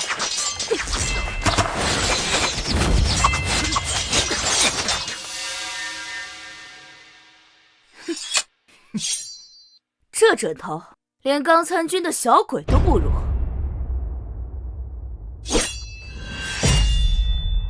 百里，你的妻儿你不在意，那你娘呢？把祝淼淼这贱人的脑袋砍下来丢进护城河，本宫就放了你娘，如何？做梦！祝家军永不背叛祝将军！娘，砍还是不砍？对不住了，娘。此人身长5尺3寸，腰粗棒圆，虽与百里的母亲身形相近，但毕竟高他1寸，而且没有胎记，不对，身形有异，衣服不合身，有人暗中用死囚将人质调包了。快！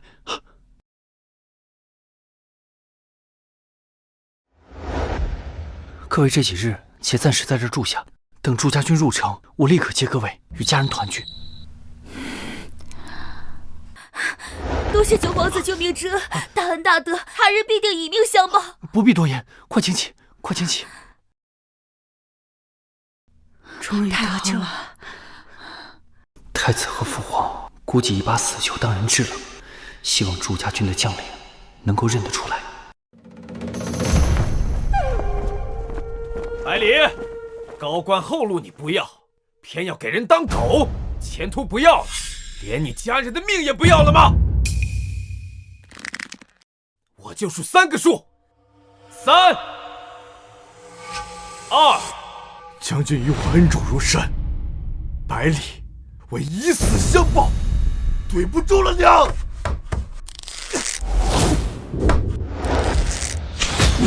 将军。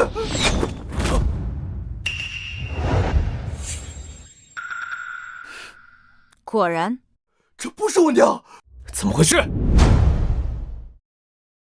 谁？是谁在本太子的眼皮底下偷梁换柱？反正也不是第1次了。殿下当局者瞎，每次都看不出啊。你好，既然你们不听劝，那本殿下就把剩下这帮人全部砍了。这不是我夫人，我夫人早年受过腰伤，脊背是弯的。这也不是我女儿，我女儿比她高半个头呢。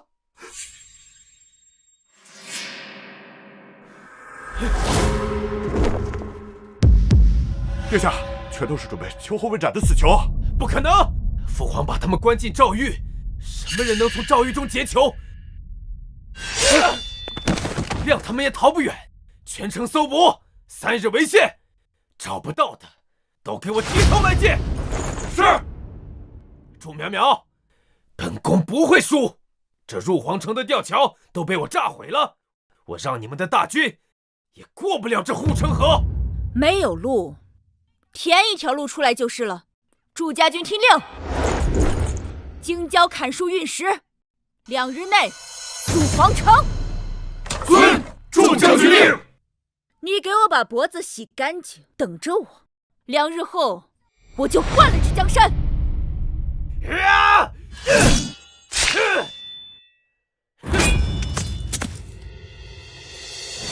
太子殿下说，这2日要严加巡查，严防人犯逃走。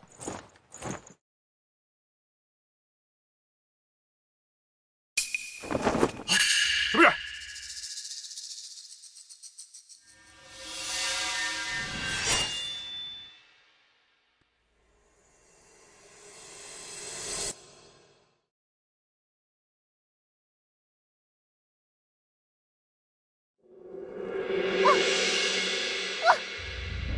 原来是条狗啊！走。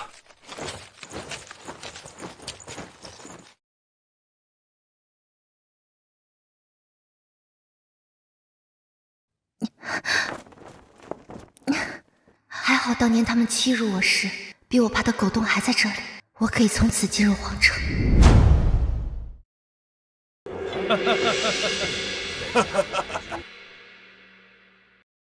陛下圣明，不战而胜，顷刻间收复50万雄兵。陛下圣明，天佑大药。这杯庆功酒，臣为陛下喝，为太子喝。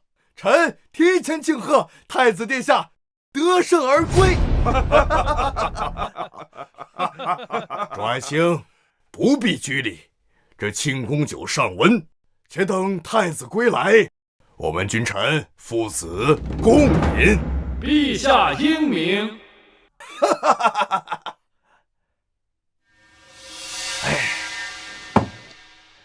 朱苗苗轻启战端，陷民于水火，真为天下百姓痛心呐！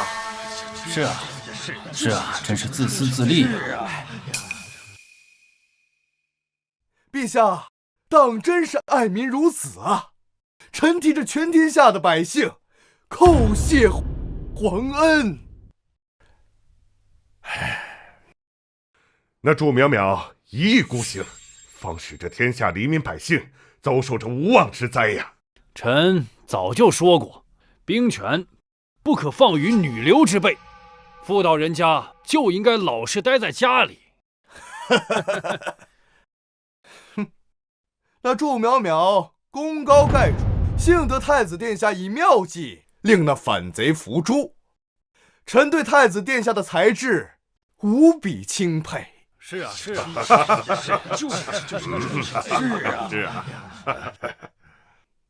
太子殿下到。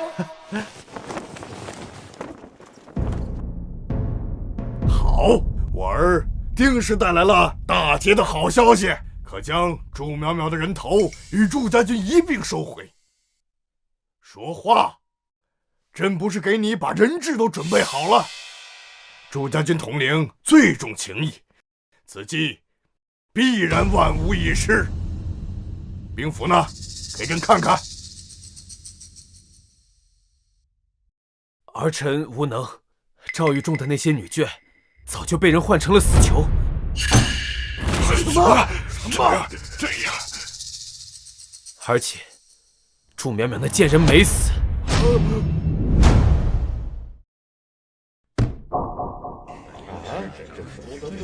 这怎么可能？莫非他有神仙庇佑？定是有人谎报军情，给朕斩毙了他！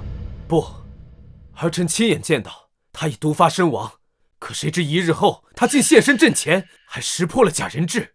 儿臣这才知道，人质被调了包。赵玉手背森严，朝中必有内应，必须揪出此贼！去给朕查！敢在朕的眼皮子底下装神弄鬼，朕要剥了他的皮！你不是说那毒无解吗？若没有解毒方子，他必死无疑。朕记得方子藏在了御书房。御书房？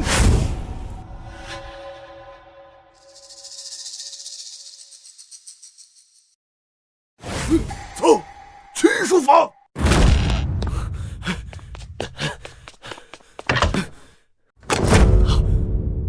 方子竟然真的被偷了！你不是说没有人来过吗？陛下饶命啊！报！陛下，查到混进赵玉换走人犯的人了。是九皇子。什么？竟然是他！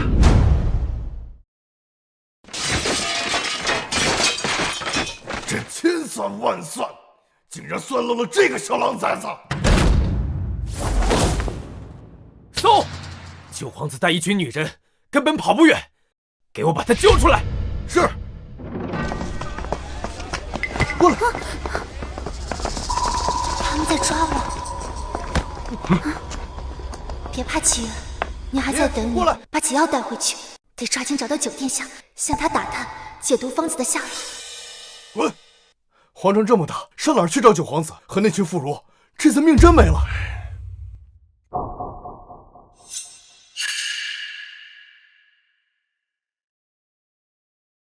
你转过来，听见没有？我让你转过来。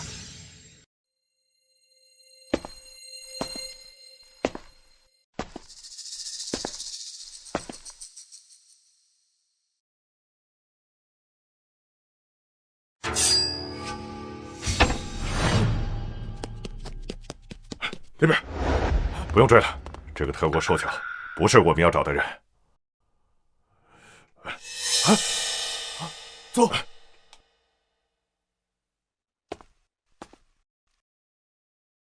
楚家军那些女眷藏身之处隐秘，一时半会儿不会被发现。我得出城找到七月。娘，你一定要撑住，等七月找药回来。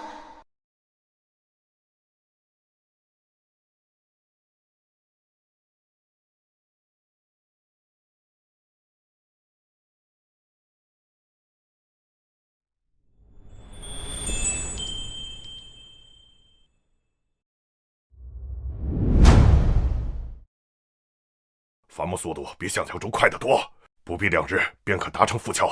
届时弓弩掩护主力入城，直捣奉天殿，杀了古皇帝。藩王30万大军被我们阻在城外，蠢蠢欲动，似乎想要攻入内城。用不用末将带人去给他们一点颜色瞧瞧？不必，上兵伐谋，攻城为下，他们不敢轻举妄动。你派人把好内城所有通道，盯紧即可。末将领命。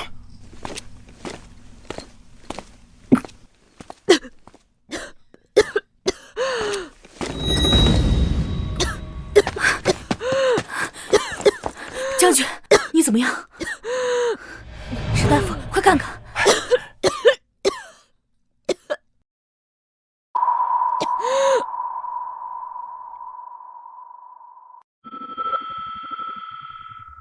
凤血丸只可压制毒性，不能解毒。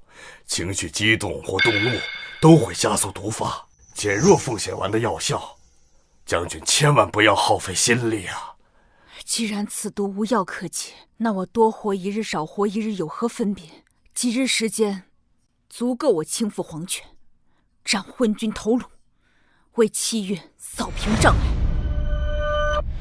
七月呢？昨日之后再未见过。去找，快！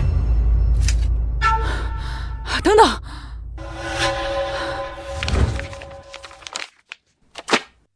小姐独自一人入皇城了。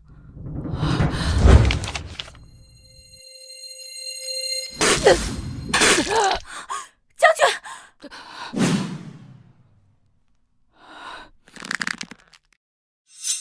传令去贪官的庄子里拆卸门板木柱，加速搭建浮桥入城。今日我便杀入皇宫，斩了那狗皇帝。是。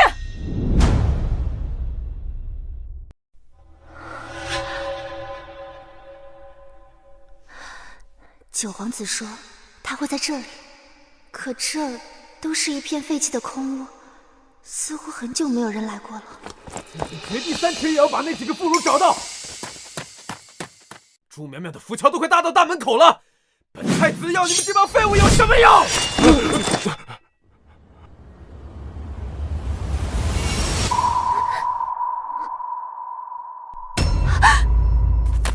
追！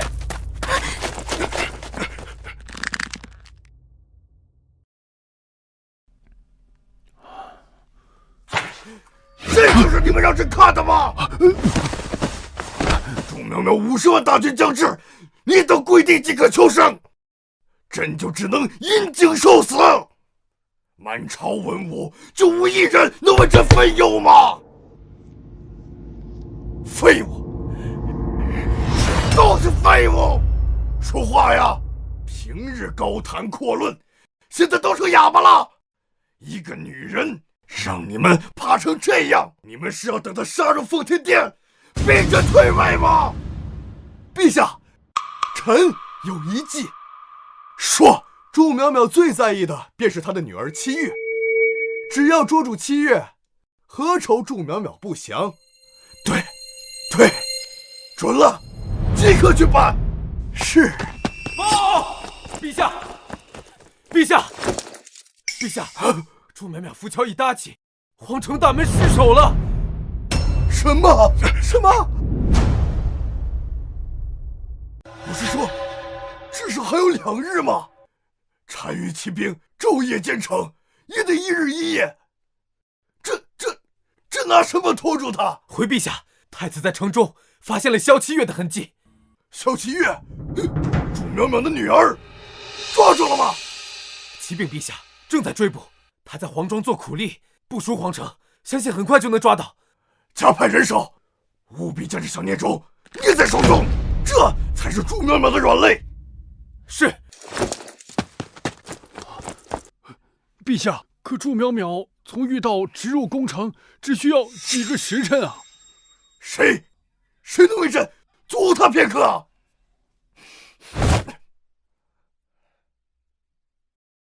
陛下，臣愿往。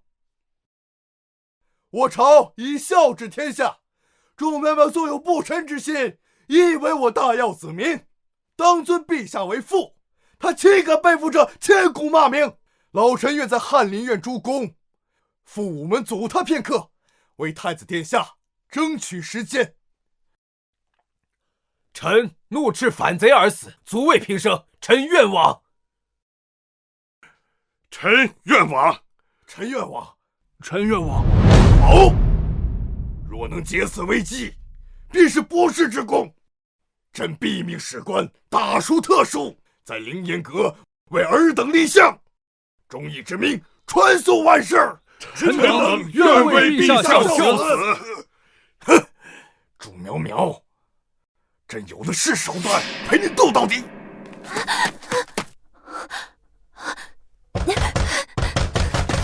他就在里面，跑不了了。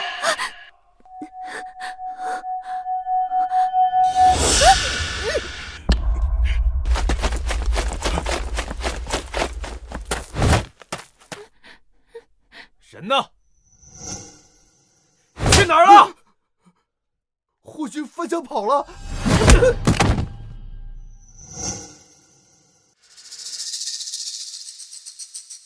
这是那小蹄子的玉佩，必须给本宫抓到他。去周围继续搜。是。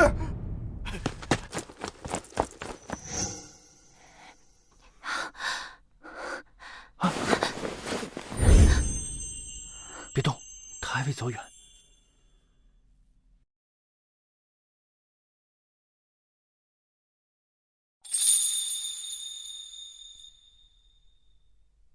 九皇子，解药你拿到了吗？哦，可惜我晚了一步。将军他，我娘还活着。什么？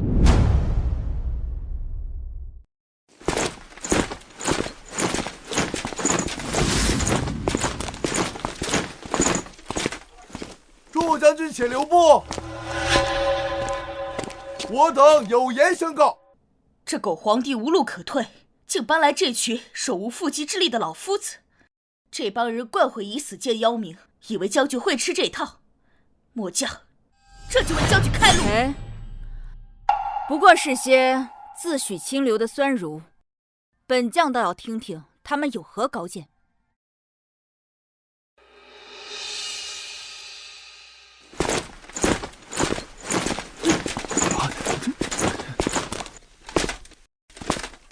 诸位，请讲。将军擅自调兵，兵临京师，此乃大逆不道。老臣劝将军退兵，尚有转圜余地。我率50万大军至午门，丞相却说尚有转圜余地。若易地而处，你会放过我们吗？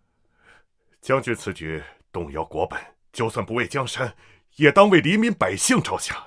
将军何必为一己私怨，陷50万将士于不义？请将军退兵。若将军肯退兵，老臣以项上人头担保，祝家军安然无恙。陛下定为将军昭雪。我等自愿追随朱将军。我等自愿追随朱将军。我等自愿追随朱将军。我等自愿追随朱将军。魏大人说，能为本将沉冤昭许，此话可当真？君王一诺千金，言必信。太子囚禁我女儿数日，又毒害于我，这笔账何人来偿？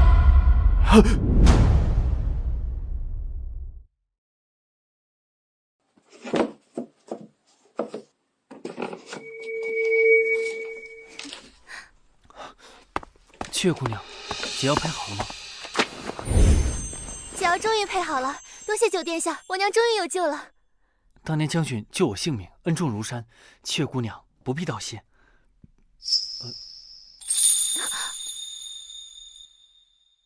九殿下，我们赶紧去找我娘吧，给她解毒。啊！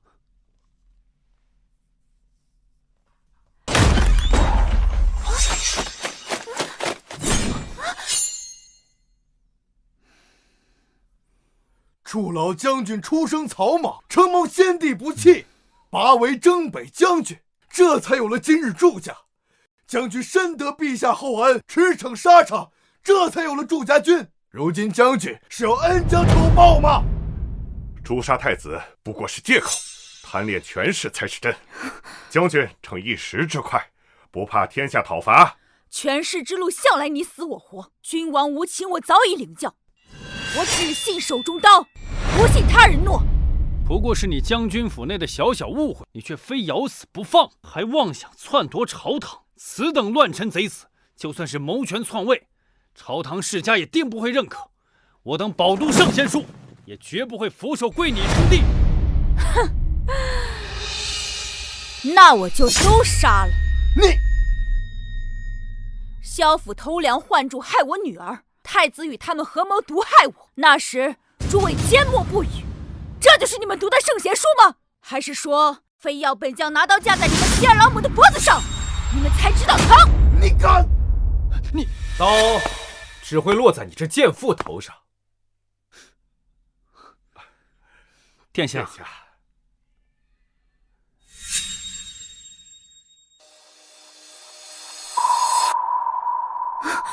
小姐的玉佩。祝将军别来无恙，只是你的女儿，可就难说了。找死！敢动我家小主子一根汗毛，我现在就将你五马分尸！筹码在别人手里，就得学会好好说话。那小妮子看似乖巧，在床上叫起来倒很动听。给你一个机会，交出兵符，让这些粗鄙武夫退回去。本宫可以让你的女儿成为太子妃，服侍本宫。殿下，殿下，你大胆！你算什么东西？也配跟我谈条件？竟在午门前对太子行凶！你弑君之路就该为君分忧。你不仁不义，陛下容不得你，天下人容不得你。皇帝纵容兵部户部贪我军饷，压我军粮，与困死我50万将士于边境，何来弑君之路？如今我50万儿郎在此，这话皇帝他敢说吗？区区50万草莽，怎敌我30万藩王精锐？优势在我，太子勿慌。你自己听听，说的是梦话还是蠢话？报！太子殿下，找到圣祺院和九皇子了，正在押送来的路上。竟能同时抓到！哼，祝淼淼，乖乖退兵，本宫可保你女儿手脚健全。你想杀我？你不死，本宫寝食难安。九皇子来了。好，把七月给我提上来，本宫要亲手。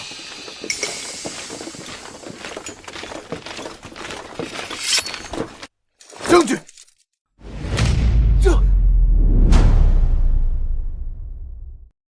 将军，娘，七月，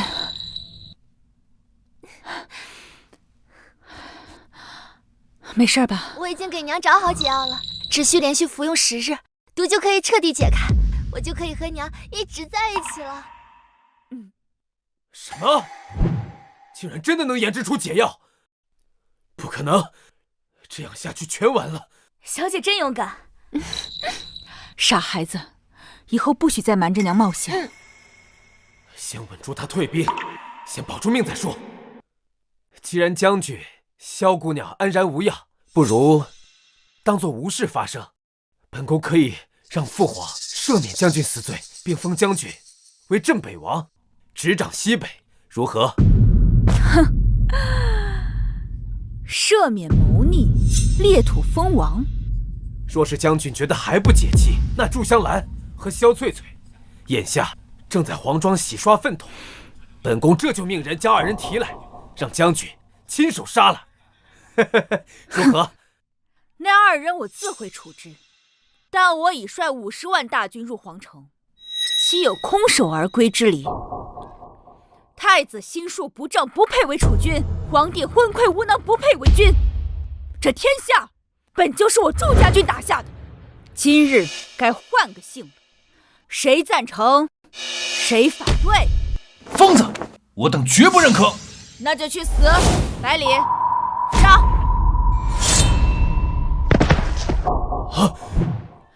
祝家军听令，随我踏平皇宫！踏平皇宫！踏平皇宫！踏平皇宫！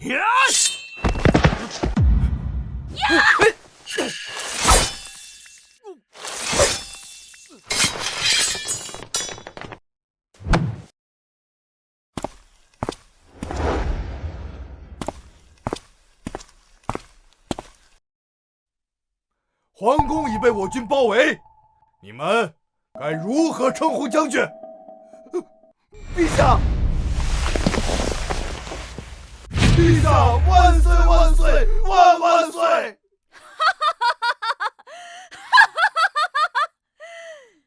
杀入奉天殿！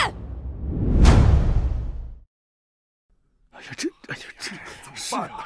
这个真合适。陛下万岁万万岁！朕才飞鸽传书给藩王，这么快就剿灭逆贼了。陛下妙计，拨乱反正，臣恭迎陛下。是啊，哎，这祝淼淼不过是一介女流之辈，岂敢窥视江山社稷啊？是啊，太子何在？朕要细听破敌之功。父皇，父皇，父皇！太心急了。父皇，你听我说，就算是大捷，也不可失仪。你是堂堂太子，慌慌张张，成何体统？那祝淼淼，祝淼淼的人头挂上旗杆，示众了。想要我的人头？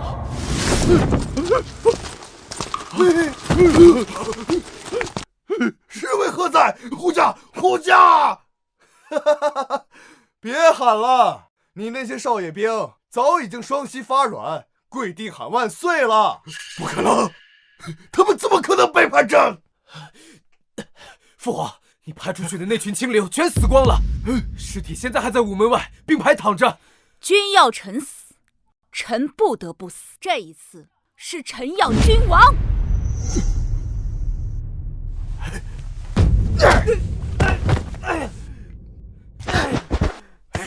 祝将军平定西北，功在社稷。太子短视与乱臣，合谋害你，他不配太子之位。今日废其位，就与将军发落。父皇，好，欠我的，今日我血债血偿。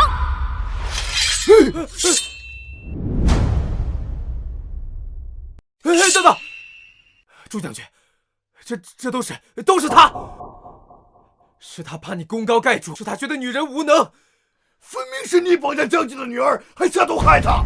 你们父子俩，到底谁才是主谋啊？太子所作所为，朕毫不知情啊，一从不认可。朱将军，朕所犯的唯一错误就是没有好好教育好这个孽障，朕惭愧将军，朕愧对于你。今日请你帮朕清里门户。将军，你杀了他，可就不能杀朕了。你个老的，我只是你手中的一把刀，要死也是你这老不死罪该万死。胡说，活口小儿，胡言乱语。将军切不可轻信呐！你若非朕当日立你为太子的时候，诸将军提了反对意见，便怀恨在心。就算诸将军不提，也从未想要将太子之位给我。你胡说！若非如此，你太子之位从何而来呀？那自然是我又折又抢。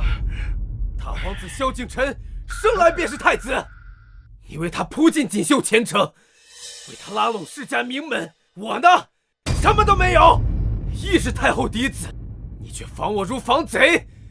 先太子仁义慈悲，才智卓绝，胸怀天下，本可为一代明君，岂是你这等不学无术之辈可比？对呀，就是有几人可比的？看到了吗？这些老东西至今都不服我，不是将军已经兵临城下，哼，他们这些话敢说吗？先太子萧敬腾处处都比我好，只可惜他有些短命。晨儿的死并非意外，是你敢挡我的路，统统都得上路！天干物燥，东宫走水，萧敬腾和他那几个孽种走得很安详。你孽种，狼心狗肺！朕怎么会生出你这么个狼心狗肺的东西？怀清，你快点杀了他！儿臣这些手段也都是跟你学的，要死也是你最该死，我先杀了你！你这个孽子！住手！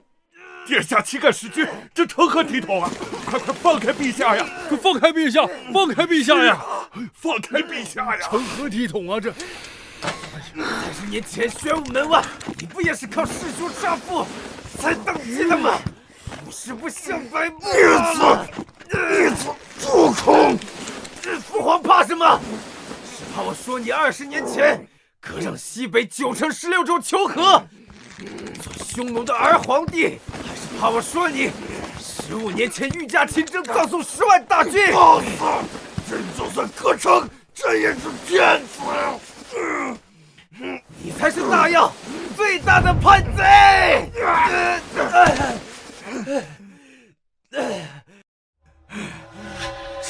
朕是天子，受命于天，就算是错也是对的。你为臣为子，忤逆君命，大逆不道！来人，快来人呐！把他给我拖下去杖毙！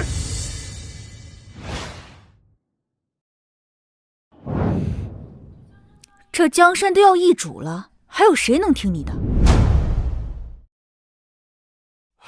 朕是皇帝，朕还没有退位。哼！你们都是反了，你们都反了！小老八，你这昏君，在位30余年，战乱四起，匈奴犯边，水旱连年，国库空虚，你只会增加赋税，让百姓流落街头。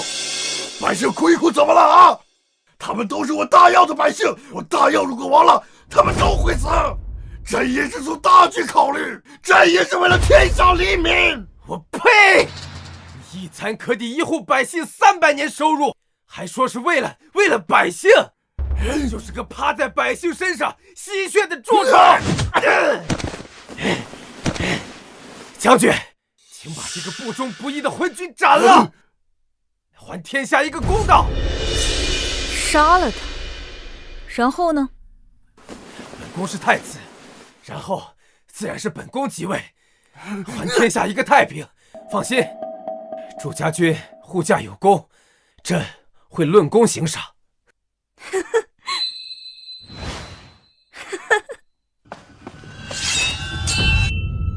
你当皇帝，本将做什么？周将军挥兵入京，杀入这金銮殿，是来陪你过家家的吗？当然不是。那将军是干什么来了？天子轻信奸臣，荒淫无道，鱼肉百姓，割地求和。祝将军应万民之请，入朝堂清君侧。将军斩逆臣，肃朝堂。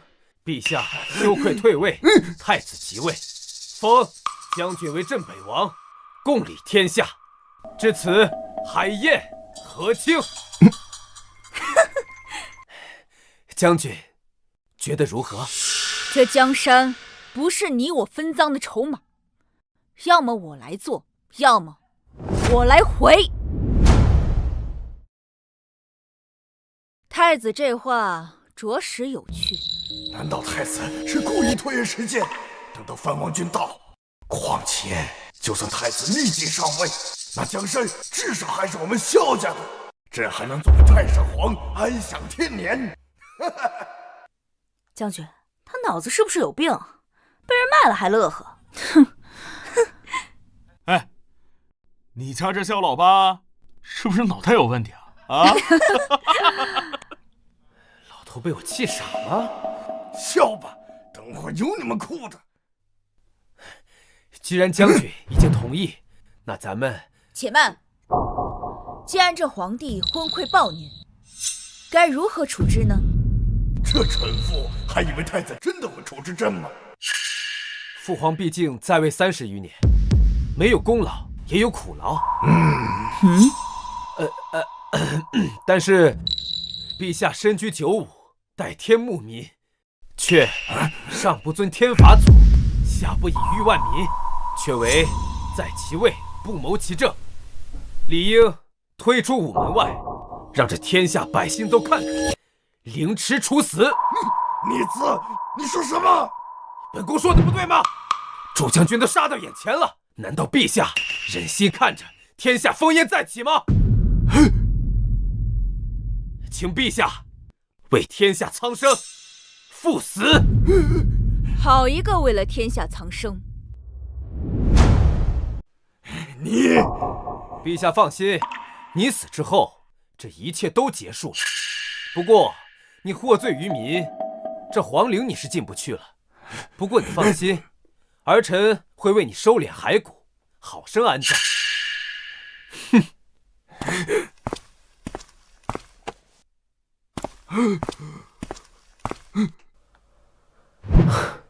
你在下面尽管放心，我会为你治理好，大要天下。还愣着干什么？拖走行刑吧。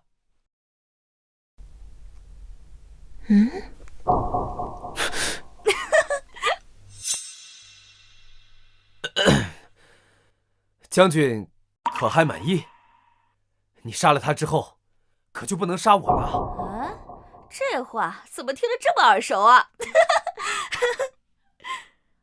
好，你们父子2个这出好戏是相当的精彩。可本将何时说过会饶了你的性命？朕就算要死，也要先杀了你这个孽畜！你逆子，这狗粪，这杀了你！这可是在奉天殿上，天子与太子如同街头乞丐般如此的，这可成何体统啊！这简直像2头没吃饭的畜生，难看之极呀！哎呀，这！让你偷懒，让你偷懒，让你偷懒！你个小贱蹄子，你敢嚷嚷？给我进去！你个小贱蹄子，给我老实待着！呸！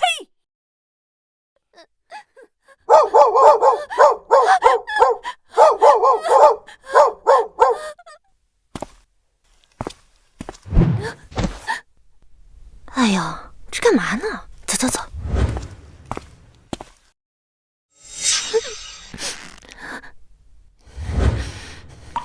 一切都该到此为止，伤害我女儿的人都得死！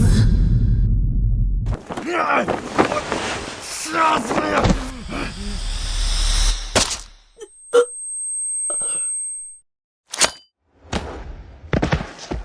跟这斗，你还嫩了点儿！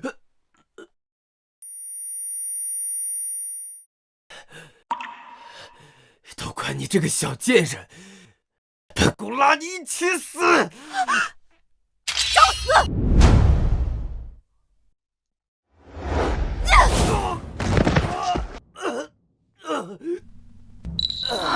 铁砂掌，好！到现在还敢碰我女儿，今天就让你知道什么叫做生不如死。女儿，你吃了3年的苦，这混蛋就是罪魁祸首。娘教你一个道理：人不犯我，我不犯人。人若犯我，你要干什么？我必百倍偿还。朱苗苗，你个贱人，毒妇！父皇，你我父子同心，救救我！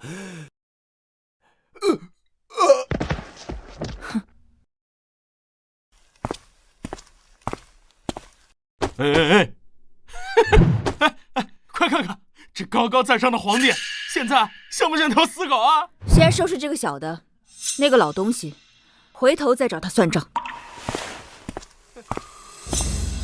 女儿，该你了。娘，我怕。别怕，你要学会坚强，要直面自己的恐惧，战胜它。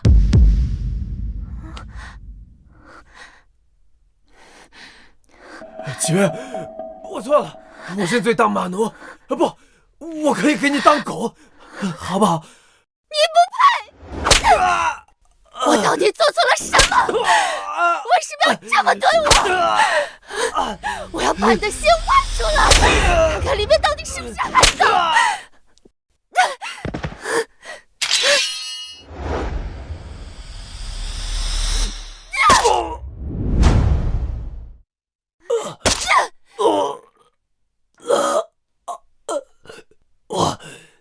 我在下面等着你。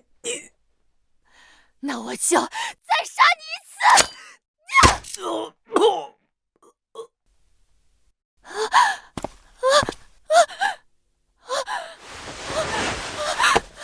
娘，我手刃了仇人，以后我可以保护娘了。女儿，你长大了。别怕，没事了。太子已被你斩杀，往后再也没有人伤害你了。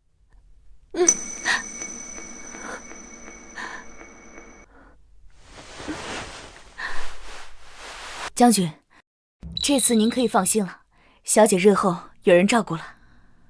九皇子是个好孩子，若我体内断魂散真的无药可解，把七月交给他，我也能放心。将军，听说大药有一种酷刑叫点天灯，要不咱让这狗皇帝试试啊？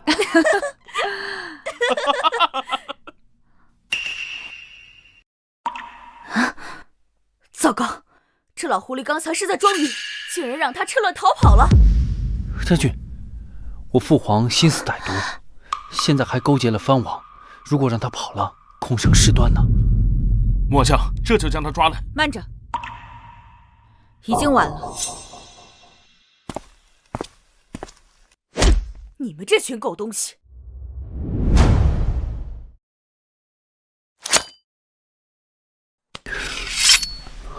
恳请将军继承大统。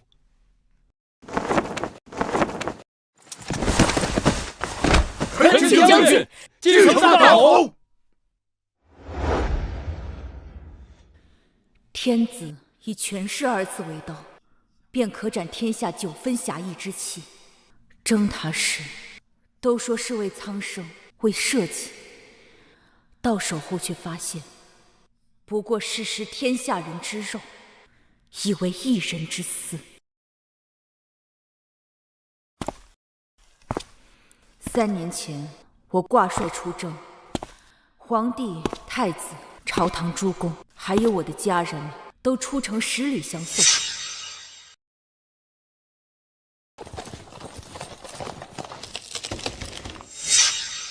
那时，我胸中满是家国天下，我以为君臣同心，便可让大药永远昌盛，屹立东土之巅，受8方来朝。我以为我守住大药边疆，保护100万边境百姓免受匈奴所扰，忽悠他们的子女不受胡敌欺辱。我以为这样便能让我的女儿在和平与爱的环绕下长大。可惜，我低估了人心至爱。萧北辰惦记我的军功，祝香兰、萧翠翠贪图我的家产，太子着急排除异己，皇帝担心我拥兵自重。他们每个人都在逼我，都是迫害我无辜女儿残暴的凶手。我要的不过是一个太平盛世，人人可以安居乐业的大药，别人给不了我的，我便自己握在手里。都起来吧！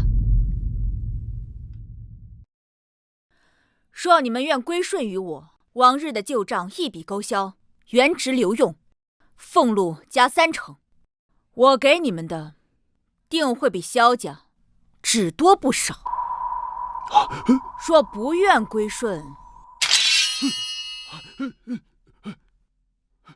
吾皇万岁万岁万万岁！报！刚有密报，藩王60万大军从外墙隐匿进入，在荆州四处放火。什么？不是30万吗？没想到这藩王野心还不小，故意谎报人数，只怕也想来分一杯羹。陛下，如今祝家军满打满算50万，要对抗藩王60万大军，本就吃力。况且藩王胆敢出兵，应该是做了万全的准备，硬拼恐怕伤亡惨重。怕什么？关关难过关关过。当年匈奴的蛮子没有把我们打败，北蛮人的铁骑也没有把我们打败。区区一个藩王，何惧之有？百里木兰，末将在，随我前去迎战。是。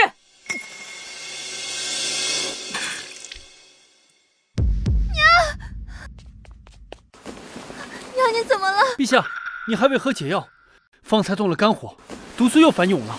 这时候您绝不能上战场。陛下，末将愿领命，定将藩王叛军斩尽杀绝，护我皇城。传朕军令，杨天佑，末将在。你率5万祝家军，即刻前往城西城南，帮助百姓灭火，务必守好每一位百姓。末将领命。陈关山，末将在。你率20万大军从东门出发，切断藩王叛军后路，断其粮草。是。百里，末将在。你率20万大军从北门直接迎敌。百里领命。只是陛下，若是这样，我皇城只余5万兵马，若是他们有一支小分队侵入皇城，你放心，我自有后路。你们只需记住，我们祝家军的使命是守百姓，而不是守皇位。末将领命。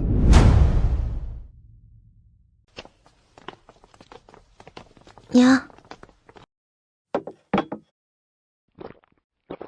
前方的战报怎么还没传来？报！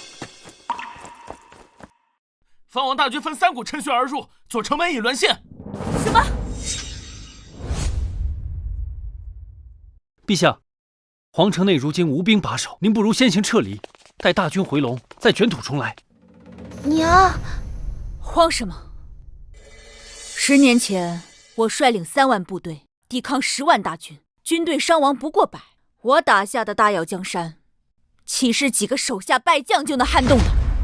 木兰，末将在，带领城内的兵守住东西2门。是。陛下，臣也愿上战场。黄沙百战穿金甲，不破楼兰终不还。我果然没有看错人，你虽是那狗皇帝的儿子，但你和他截然不同。好，你就随木兰一同前去。是。走。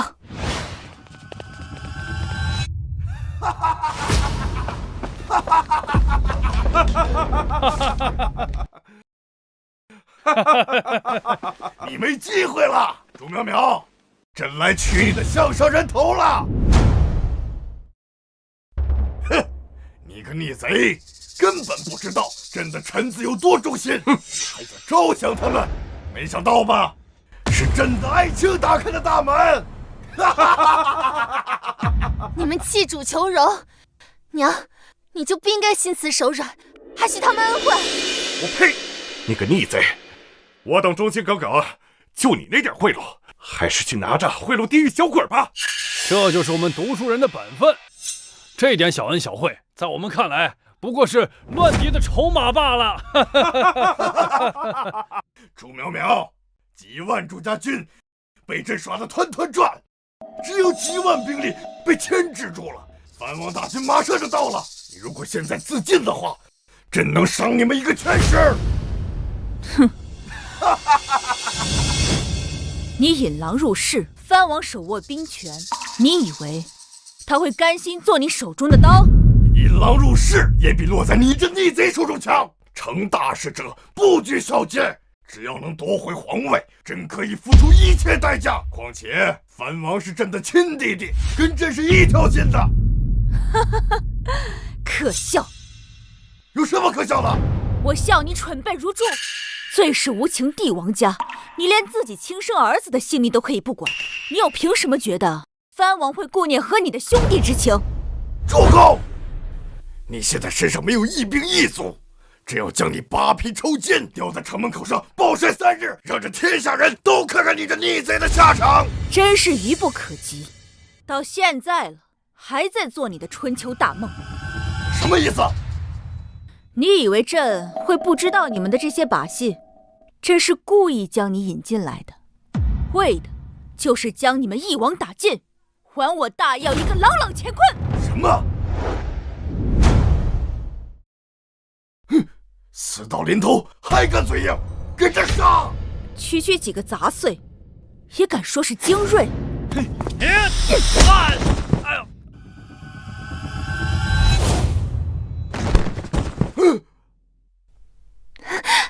娘，我可以保护你了。一群废物，给朕上！拿下那几个人头的，上万户好！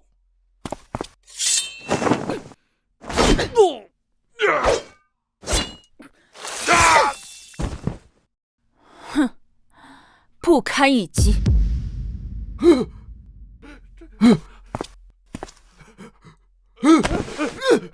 你这个逆贼！别杀我！别杀我！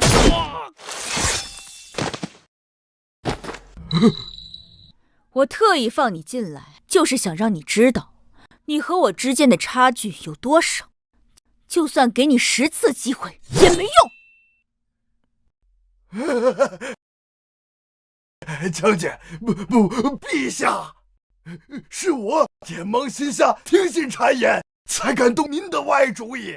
求您看在大药自民的份上，饶我一条狗命。我可以把传国玉玺给你，从此后我身居深宫，绝不会干涉朝政。你刚刚还不是说要将本将剥皮抽筋吗？是我该死，是我嘴贱，是我该死。皇上，你就把我当成个屁放了吧。从此以后，我对你做牛做马，从此再不敢对你不敬啊！哼！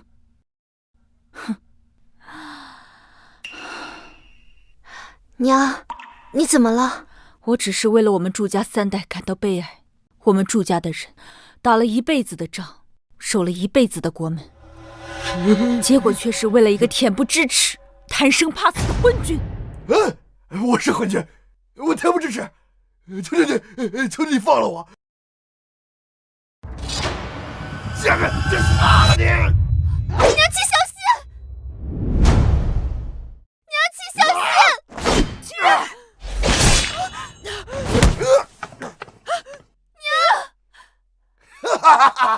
没想到吧？这10岁就开始习武，你现在废了一臂，你是插翅难逃。这今日必将你们剁成肉泥！就算只剩下一臂，对付你也足够了。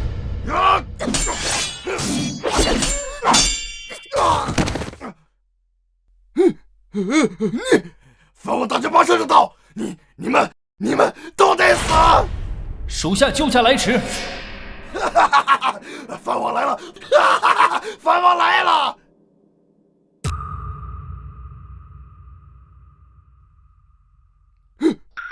怎么是你？带上来。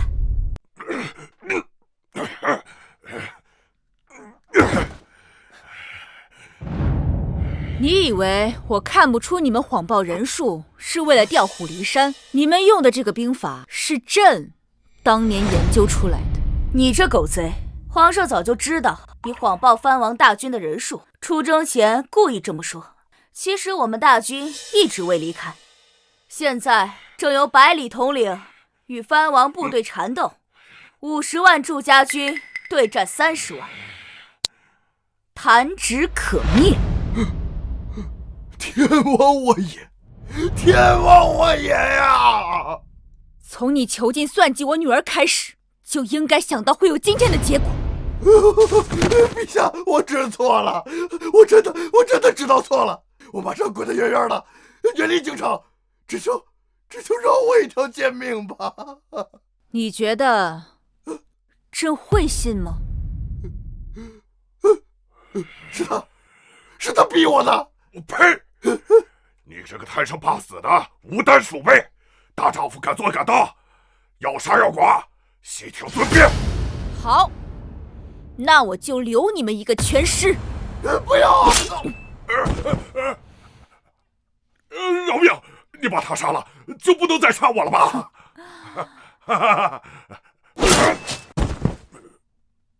娘，你受伤了。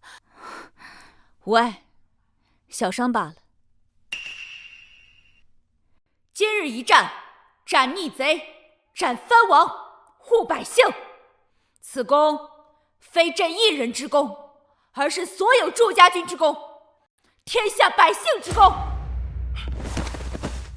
吾皇万岁！万岁！万岁！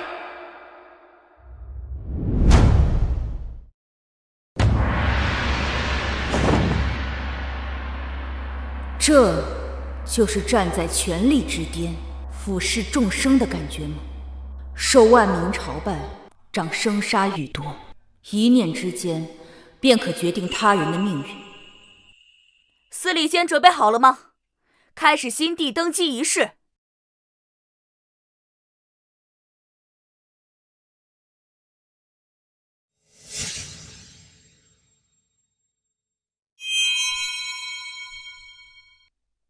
且慢！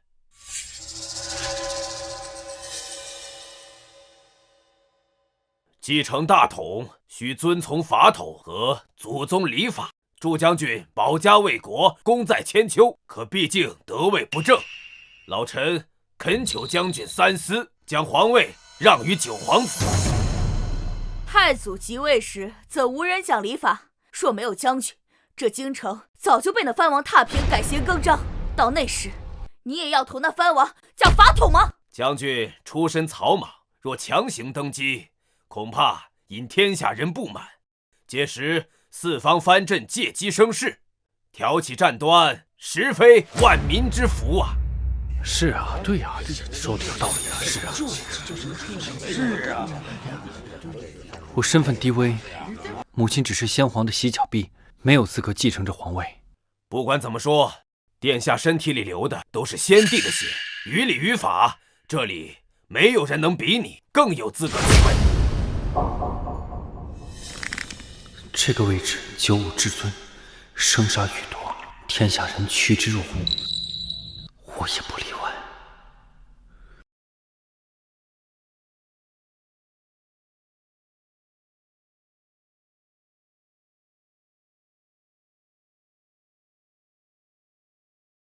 这皇位你当真要继承？萧鼎臣，别忘了你当初饱受虐待时是谁救了你的性命？祝将军的救命之恩，鼎臣永不敢忘。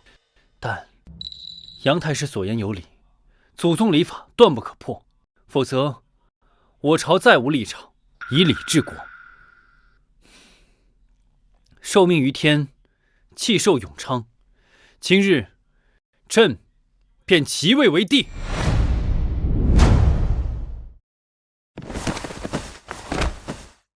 吾皇万岁！万岁！万岁！平身吧。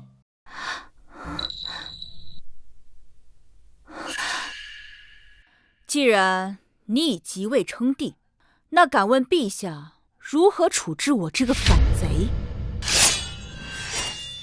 木兰将军，切勿一错再错。将军行事皆有苦衷，陛下宽厚仁德，必不会追究前朝之事，对不对，陛下？朕不会追究。如此说来，我倒要感谢你了。朱将军，就算你功勋卓著，也不可对陛下这样说话。你这是……祝将军，朕要与你做一场交易。说。我要以这天下为聘，换取您的千金。什么？这怎么会如此？不会吧？对呀，这是何意啊？你当真舍得？将军心怀天下，有勇有谋，德才兼备，才是真正适合做皇帝的人。而我此生只要7月一人。求殿下。好，以后你若是敢欺负7月，朕扒了你的皮。谢陛下成全。啊，哎呀，这你说这现在合乎礼法了吧？哼。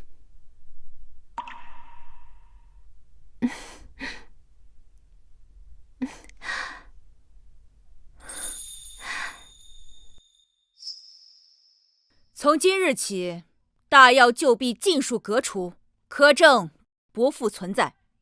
敢害民者，朕斩；敢乱政者，朕诛。朕在此立誓，必用一生护着江山稳固，大药盛世太平。从今日起，绵延百代。吾皇万岁万岁万万岁！